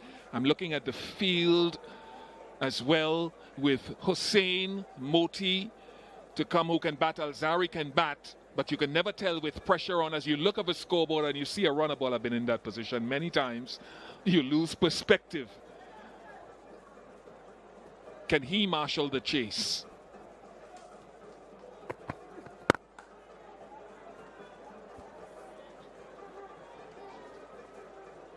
Well, full credit to the West Indies up to this point. Full credit also to England. We were not aware and had just perhaps assumed that Craig Overton, Jamie Overton, you got me doing it now, would be bowling. He's bowled in the previous matches. And it would have been instructive for England, I think, to see how he would go in the middle period on a good surface where the ball is flying, to see whether his height and hitting the pitch hard and slower balls would have been useful to them in that period, but clearly he's not fit to bowl today. But England are hanging in there just by fingernails. 198 for 5.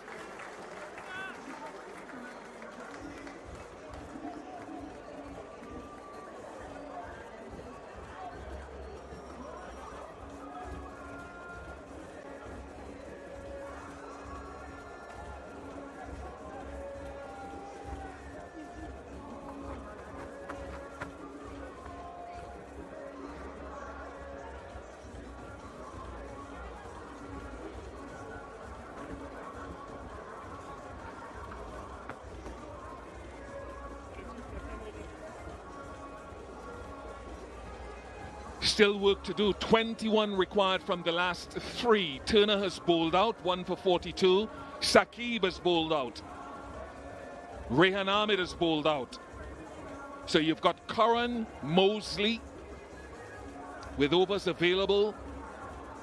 Livingstone is off the field. Jacob Bethell hasn't bowled a delivery tonight so far. Curran with a deep backward square mid-wicket long on. Dot ball, very, very important, and that's where the pulses start racing. Yeah, and England will be trying by view of Sam Curran with the ball, who's an arch competitor. Some of the senior players out there, Josh Buttler, just ramping up that pressure on the field, reminding them that it's not done yet.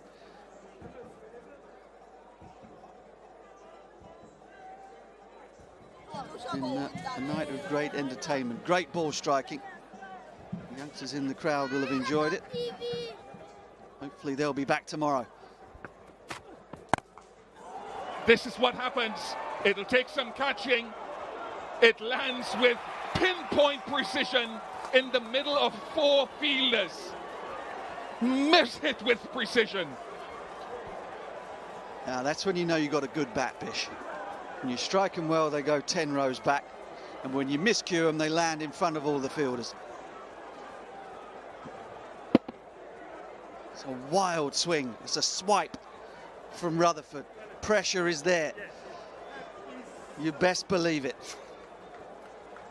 That's what happens when you look up at the scoreboard and suddenly it's more than a run a ball required, and it shouldn't set your pulses racing, but I've been there and it looks much tougher when you're out in the middle looking to chase it than us sitting here in the cool of the comms box. And also that the set batters have all come and gone. That little spell there, which was ignited by the brilliance of Josh Buttler in the field. He saved 5, kept Lewis on strike. He probably shouldn't have been there. They should have run 2, and then there was that collapse. You've got new batters at the crease coming out there under pressure. Chase is the man in the spotlight right now. And look at the field. Mid-wicket very close in, cover close in, backward point in off the circle. Just 1. 200 comes up for the West Indies. 19 from 15.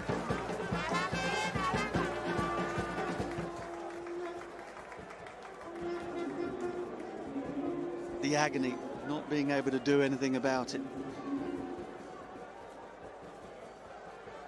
Don't go anywhere. Don't get yourself a cup of coffee. Don't go anywhere, folks.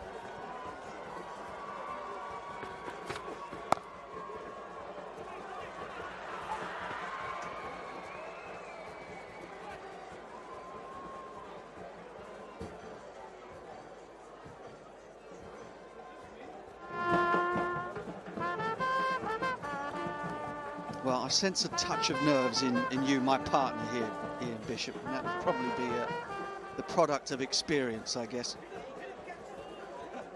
Relatively comfortable that the West Indies will see this home. It would amuse me greatly if they didn't from here. This game is strange, Mark Butcher.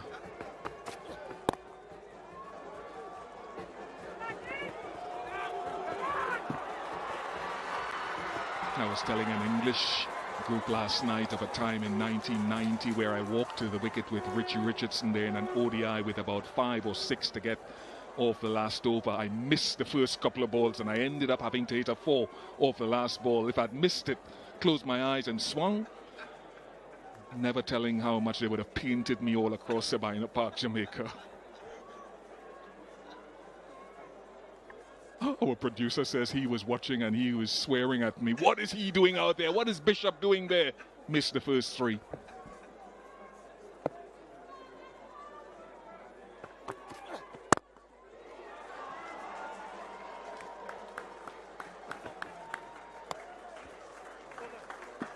Six off the over, 204 for 5.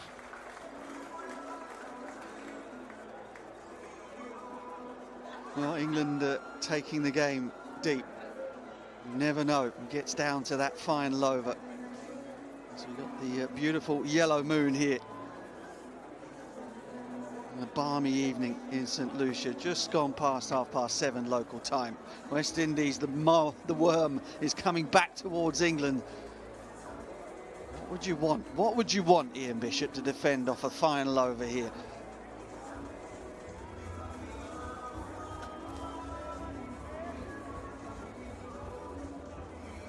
Nine.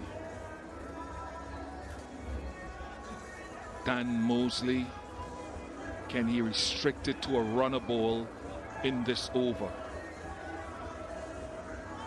Well, he's done it before. Birmingham Phoenix in the 100 competition. Game seemingly hopelessly lost. He managed to turn it round, bowling the last over, but it's the penultimate one, and perhaps the most important. 9, Ian Bishop says he'd want to defend off the last. Can Mousley provide that or better for England?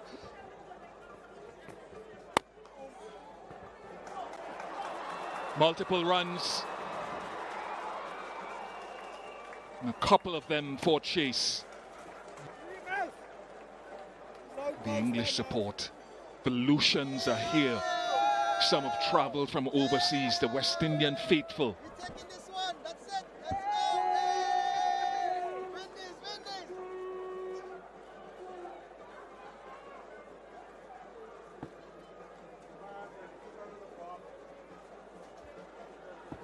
Yeah, maybe a bit of dew. It's not been anywhere near as prominent as in previous games. You can just see a little bit of moisture flying off the ball as it goes towards the boundary. I don't think England will have that as an excuse, or use that as an excuse, should they not defend 218 here. The conditions have been much more equal throughout the course of this 40 overs, or 38.2 to this point.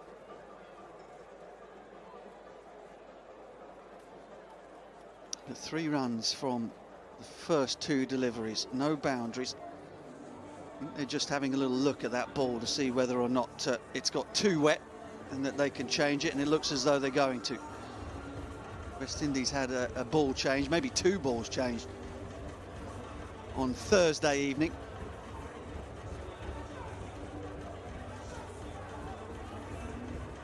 So plenty to discuss. England still alive. West Indies still trying to find their first victory in this 5-match T20 series. West Indies won that one-day international series. All tosses, or all games went with the toss. Teams chasing won in the ODI series. Teams chasing have won in all of the T20s to this point. The whole thing wraps up tomorrow here at the Darren Sammy Cricket Stadium. We'll be on air at 3:30. Make sure you join us. Plenty of talking points, I'm sure, after a much better performance with the bat from the West Indies, led, I think, by Shai. I think his presence in the side is a must in a team of violent ball strikers. A bit of his class, wherever it may come in the order, top 3 is very much something that they could use. Johnson Charles there, just the proprietor of his own stand here.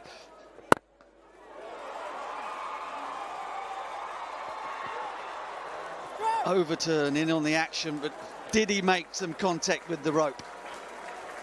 There's no way they should only have run 1 there. That is sloppy running. Not sure whose fault it is, but that should have at least been a couple. Good save. Think Shafeen thought it was 4.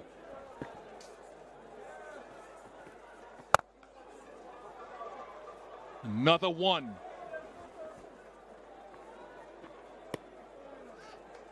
Well, Jacob Bethell said it at the halfway point about England's running between the wickets and how they're trying to push as hard as they can, eke out every single run.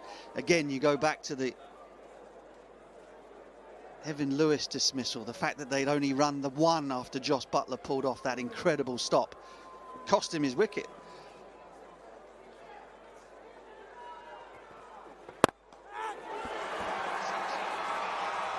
Enough muscle. Shai Rutherford has his ball striking best. Just 4 more needed and they're loving it. Sammy's trying to hold his emotions in. Wonderful strike. It had to be perfect.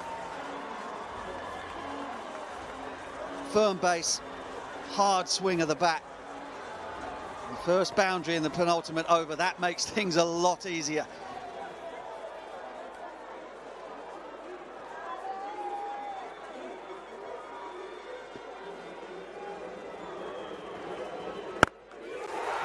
That will be the end of the match. Back-to-back sixes off the bat of the powerful and muscular Shai Rutherford. The West Indies executing the brand of cricket that they've talked about playing gives them the highest successful run chase at this venue in T20 internationals.